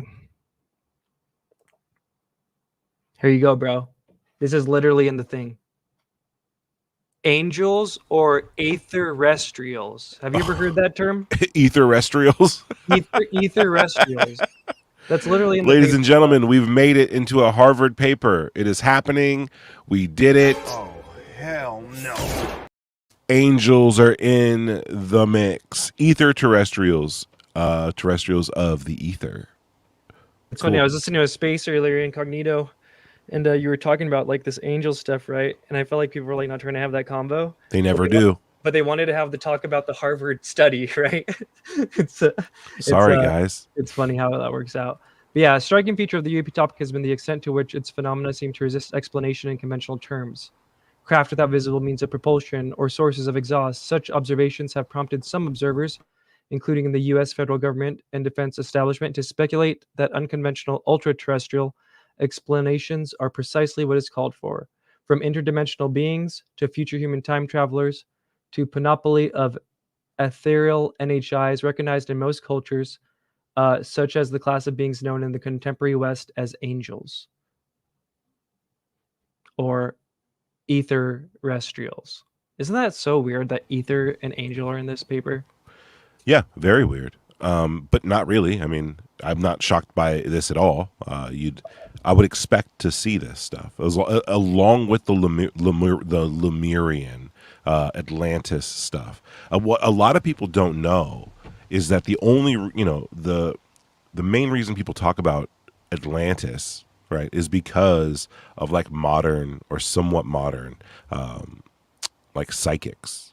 Okay, like, and a lot of these guys come up with the same story, right? That like, oh shit, like humans go back hundreds of thousands of years. There have been several different apocalypses and these different types of floods or fires or whatever that have totally wiped out, and we have to start over again. That's part of our story, and like the things that bring us out of the darkness are ideas. Right. And they've identified these different levels of ideas and conscious like experiences that we all have throughout the day and throughout the night. We all have them. So I'm not speaking of anything, too weird here. There's just they've identified that there are some beings who are responsible for some of these motivations. And like that's the idea of these angels, right? That they're not just like these winged beings that are float down and decide to mess with us. Like there's another order of things. In the same way, you know, we exist, they exist. But yeah, it's a very interesting thing. It goes back for quite a long time. But I'm actually editing a video on this now. On This paper's hitting Bigfoot, angels, reptilians. What do we got next? Fairies. As per Vallée, yep, this is a section from the book.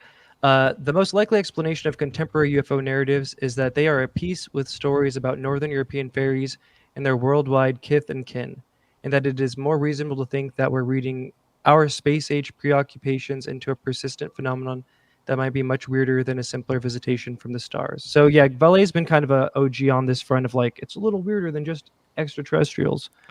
But yeah, fairies, bro. Why not? I think so. Yeah, I mean, he's the folklore of the recent past, right? Like they Very said, close like to abductions. A lot of these fairy accounts, bro. Like they're super similar. Yeah. And the same thing with the sightings of like the 1800s, like the airship sightings and stuff. Like, yeah, there's a lot of similarities. I love that. And you know, of course, it was mentioned. Yep. The airships. Yep. Boom. Dude, the airships. I mean, these airships were sighted in a time before blimps could really do anything. They had lights on them. They were covered in lights, some of them. Like, very strange, right? But they maneuver the same way. They behave the same way. They reported moving the same way, darting across the sky, all this weird stuff. And the only thing they can compare them to were these, like, kind of airship, a balloon or something. But yeah, wild. Wow, I mean, all these things are connected, right? The folklore stuff, the quote-unquote angels and whatnot. I think we look at this as like a possibilities of how these things try to present themselves to us.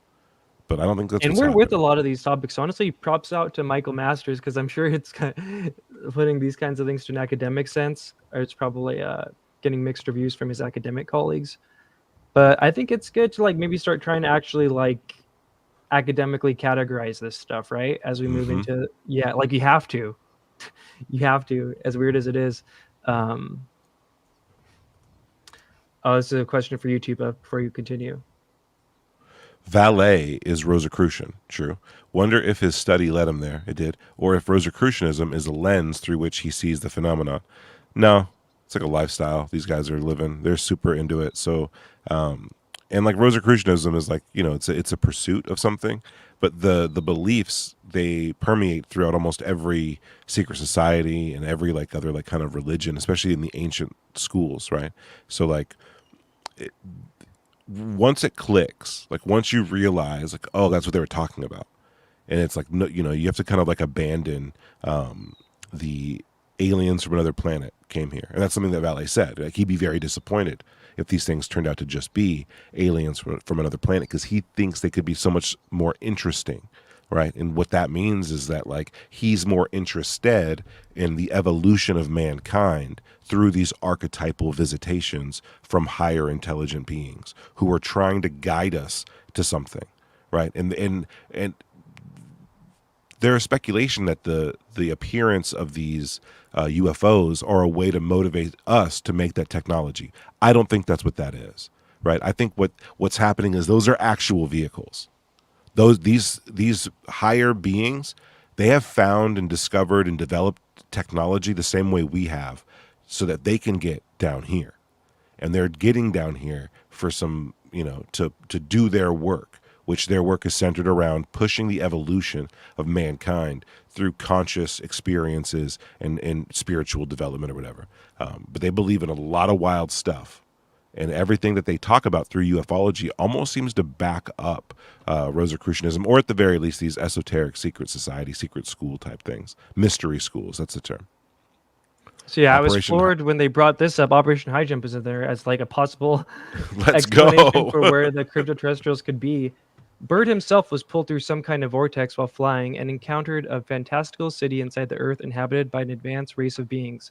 Significantly, although certain aspects of these rumors have been debunked, as for instance explained on an episode of the Y-Files. Shout out to Y-Files Shout out to making it in. Y-Files, yeah. Other parts are nevertheless potentially credible, including Bird appearing to have a period of missing time on one of his flights and intensive UAP activity that could be interpreted as being the service of protecting a secret base. So yeah, isn't it pretty wild? Like, bro, I did not expect it to get this weird, right? This is amazing. Operation High Jump, let's fucking go, dude. Like, yeah. So for those who don't know, yeah, this guy went down there to look for some missing U-boats from like some like the Nazis were like missing. They're like, hey man, we looked through the paperwork, like there's a bunch of ships missing, and it seems like they all went down to Antarctica. Admiral Byrd, go check it out. And he's like, all right, give me a bunch of dudes. We'll go down there and we'll just we'll knock these guys out, right? So they go down there, and then once they like get to Antarctica, they find like green land, which was later discovered in another documentary film that is like circulating on Twitter, but no one ever talks about, that they did find green land. They found rocky terrain covered in what they said was like ore, like coal, gold, right? All kinds of stuff. But yeah, these guys make it down there right after World War II ends, and they get attacked by these saucers flying from these holes in the ground, and they are destroying their ships. I mean, they say that he came back limping, like they lost men, they lost a couple boats, they lost planes, and they just had to retreat. And then he went on some shows talking about, hey man, like the poles are very serious. Like we need to figure out how we're going to defend ourselves from an enemy that can travel pole to pole in like less than like, in minutes. That's going to be wild, right?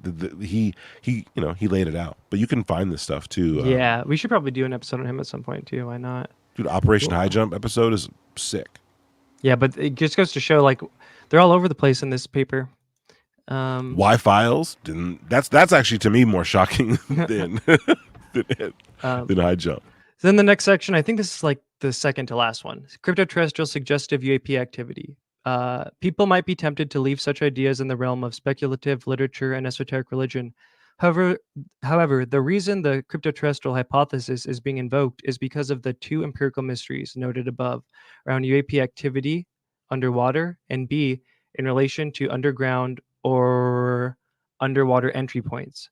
We do not merely mean UAP have been observed in these locations, even if such sightings may be what encourage people to consider this hypothesis to begin with. After all, an underwater UAP could still be extraterrestrial, interdimensional, extratempestrial, etc. Oh, that's cool. Good on you, Michael Masters. In origin, rather, what might tip the balance of probability towards a cryptoterrestrial hypothesis specific interpretation would be indicators of a relatively permanent NHI presence on or around Earth. So do you get what they're saying there? Like the fact that they're always underwater, it seems like they're more coming from water than they're coming from space, kind of a thing. Again, basically, is what I'm getting off that, and that's why they're talking about it.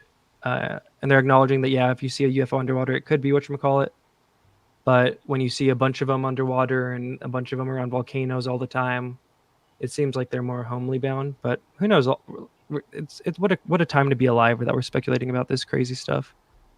What is this scene? I don't know. Yeah, this is. I think Heather did this. Awesome. Yeah. So they just talk about how like cryptoterrestrials could be underwater. Then they Catalina. talk about. Yep. Oh wait, this one should be underground. Damn it, Heather. The next one is underwater. They say underground, underwater, and then the third one they say is on the moon. Oh, it's Antarctica. Okay. So this is where they say like and I guess does the moon count as like near Earth? Fuck yeah, hell yes. Could you think about the imagine you come across a planet, right? Well, actually, let's go with these guys' theory. You're not an alien. Imagine we in the future find a way to the dark side of the moon, right? And like we're also sharing the planet with other things we don't know, yada yada. But like there's no better strategic position to have than the moon. And because the moon doesn't rotate, if you wanted to build in secret, the dark side of the moon is essentially no one on Earth will ever see it ever, unless they can make it off the the freaking planet, or someone photographs it. But even then, like, you know, that's not happening. So super smart idea. I think that the moon is the best place. The moon and underwater are probably the most places you would want to look, because if there was ever an advanced civilization on Earth, they would have gotten to the moon, right? If indeed it was here by that time, whatever. A lot of people think the moon was brought here. I'm starting to think that myself. But then, you know, the underwater thing is like, again, you're underground. Mm-hmm. Now, okay. The key to these theories, really, for the underground underwater one, is unbroken evolution. Right, we've had cataclysms and whatnot where the human population has shrunk, right, all the way down to like a few thousand people, supposedly. Right, there have been times where there was nothing for us. So these ebbs and flows slow us down, and they halt progression, and they cause resets. Right, but if you were underwater, you're unbroken. You don't need to reset. You can have a continued chain of evolution and also technological progression without having to have, you know, a reset. I mean, exactly. That's why they say people do it, right? Because that's why all our stuff's underground, right? To all our bases to like survive nuke attacks. Like, it's safer than surface. Yep. And speaking of nukes, I mean, after an accident happened in the Pacific, they had to stop blowing nukes up in the ocean. So they had to start doing it underground. And like there's all these like, you know, videos of like underground nukes and whatnot that have gone off, and like they're like boring out like huge caverns down there. Like they're creating a lot of empty space down there. Wild. Or right, like what are they doing? So okay, so here's some vintage Panda.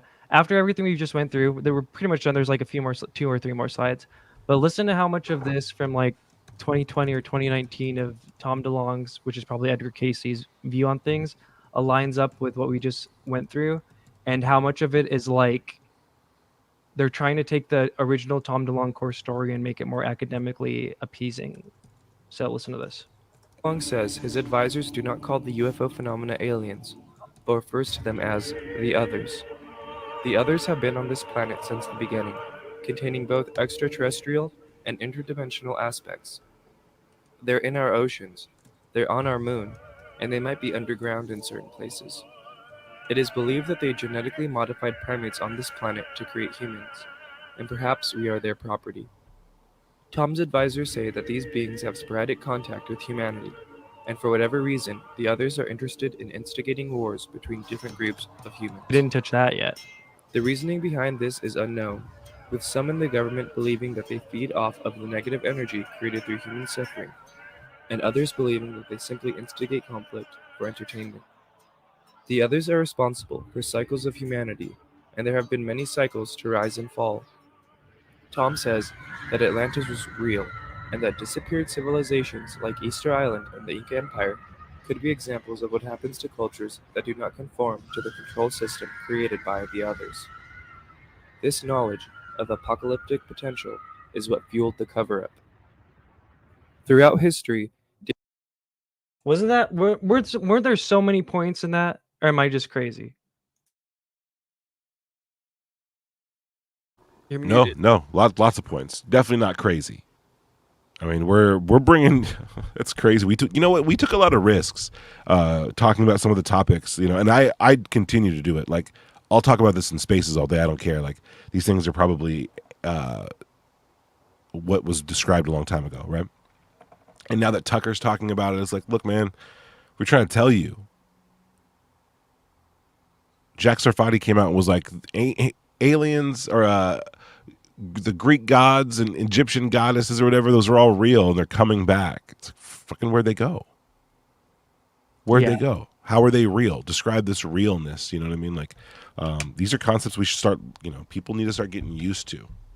Not because it's definitely angels or demons or whatever, but because the way that people used to describe those beings might be useful now, right? It might be useful now to like use as a springboard to get into these better definitions, more accurate definitions, more scientifically provable definitions, but definitions nonetheless. Because right now, like, you see the word etherrestrial, and you're like, what the fuck? What is that? Right? You got to go back and like, what's going to tell you that? what's going to tell you what an terrestrial is? It's like, dude, we gotta condense this stuff down and bring it up and talk about it. We got to take those risks in the face of like, what would be popular culture too, like of like how we should be looking at these if we want the most people to agree with us. You know what I mean? It's like, no, dude, something else is happening. Shout out to Michael Masters and the other two authors of this paper. Yeah, and real quick, so in that short little thing, and I'm not taking credit for it, I'm just saying this is Tom's thing. I'm just trying to show the continuity of like, I made that like 4 or 5 years ago, and in this paper and overlap of that, we had Easter Island. They don't call them aliens. They're in our moons. They're in our oceans. They're underground.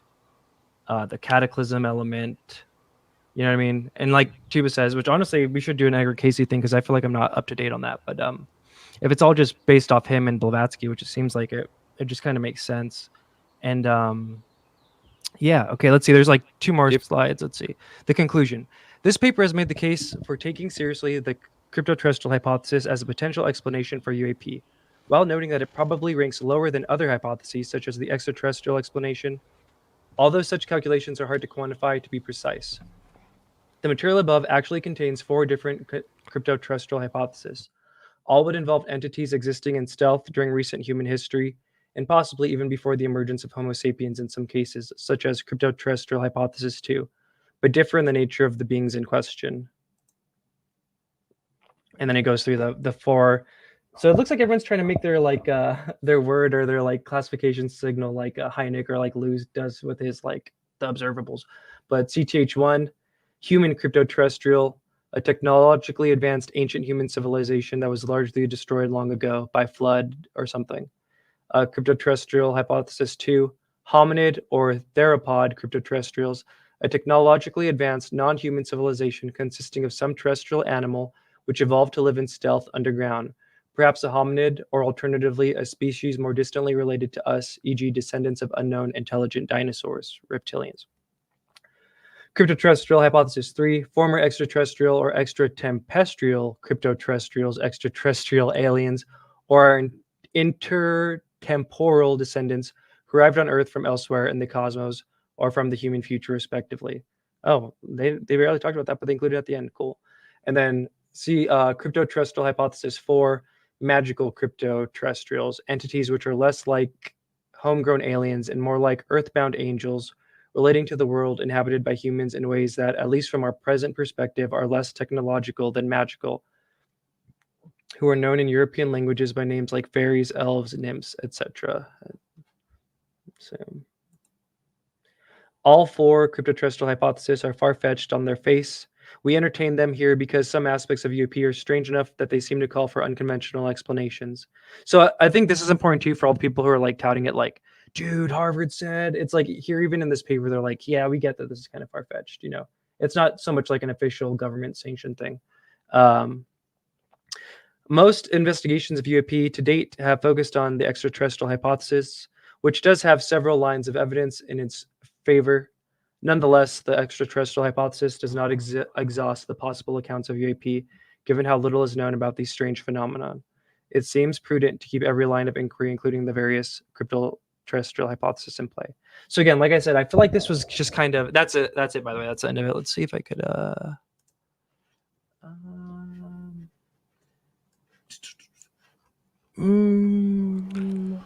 I cannot believe this came out.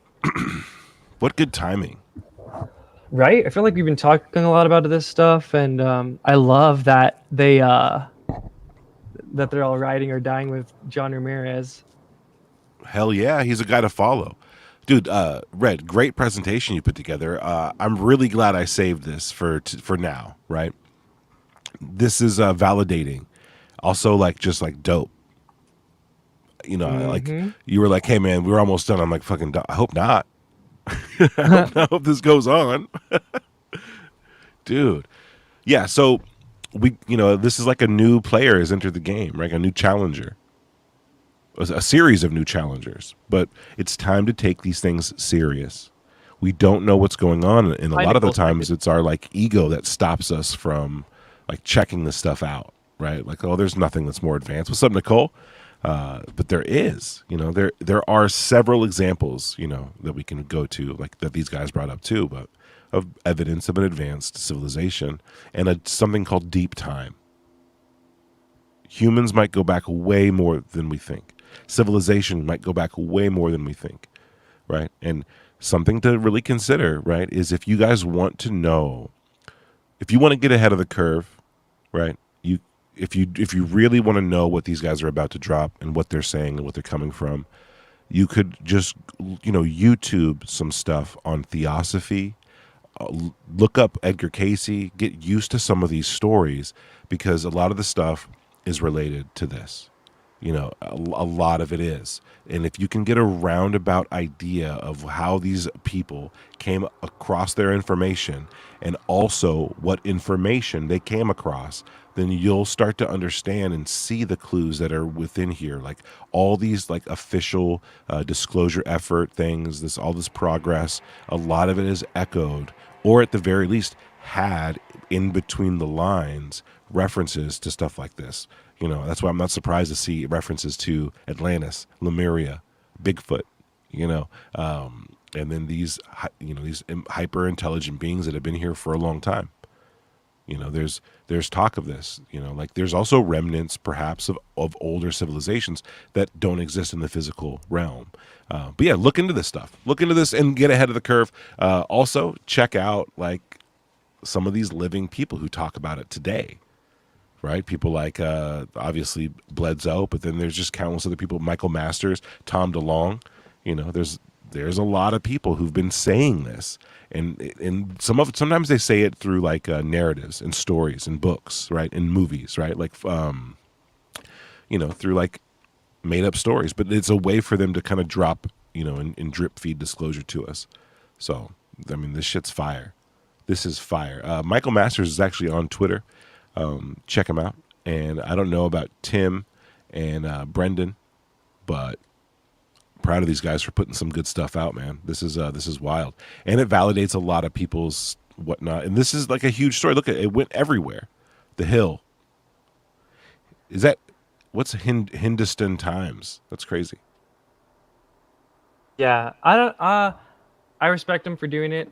It is kind of an interesting collection of things. I'm curious as to how this went viral on the John Ramirez, because like I said, right after going through it, there's like a million things they could have made the deciding thing, but they chose the John Ramirez one. I wonder why. Probably just for the clicks. Maybe there's a different thing going on there. Dude, maybe. I have a great breakdown of some John Ramirez stuff talking about the hybrid theory on my YouTube channel, if you guys want to check that out. It's actually like one of my highest viewed videos. So, which is hilarious, because that was the one that was on UCR, right? That like went hella viral for them. Yeah. Yep. John Ramirez is the real puppet master behind the scenes. Dude, that could be a real thing. I don't know, but check that out. This has been an amazing show. Red, we calling it? Yes, sir. Dude, thank you for the breakdown. Thank you guys for joining us. I'm glad Nicole popped in. This is really fun, dude. We had Drama Alert. Freaking Keemstar was in the mix. We got Dada 9x9. Whatever you're doing, I love it, dude. We got a girl named Tom here. All the members, everybody for popping in. Thank you. Thank you. Yeah, sorry for your nightmares. Alrighty then. I'll catch y'all later. All right, man. All right. Subscribe, like, retweet, comment. If you're watching this from the future, if you're listening right now live, go comment after we end it. Thank you. Peace. Thank you, guys. Again, this is Red Panda Koala and Tupacabra giving you guys the UFO news every day.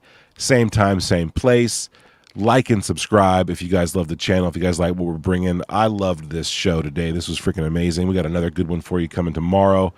Ladies and gentlemen, until next time, we're going to play you out with some music. What should we do? I think we got to hit you with the ballad. The Ballad of Elizondo. Here we go. For the money, it's about to go fast. Got a plane ticket and you know it's first class. I heard someone talking that shit and I have to regulate. I need y'all dumb and easy to manipulate. When it comes to ufology, you know I caught the schism. Attack a housewife and then on to the next victim. I know you might be shocked, but that's just the way I am. Started so many UAP. Come to me's, I forget where you lay. I need y'all dumb and easy to manipulate.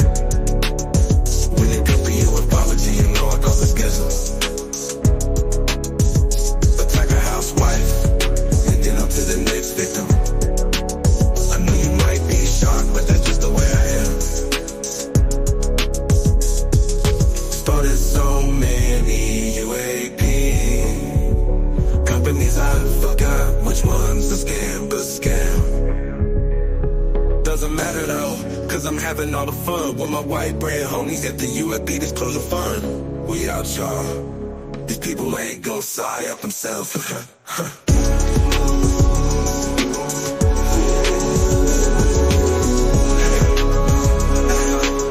We out, y'all. These people ain't gon' sigh up themselves.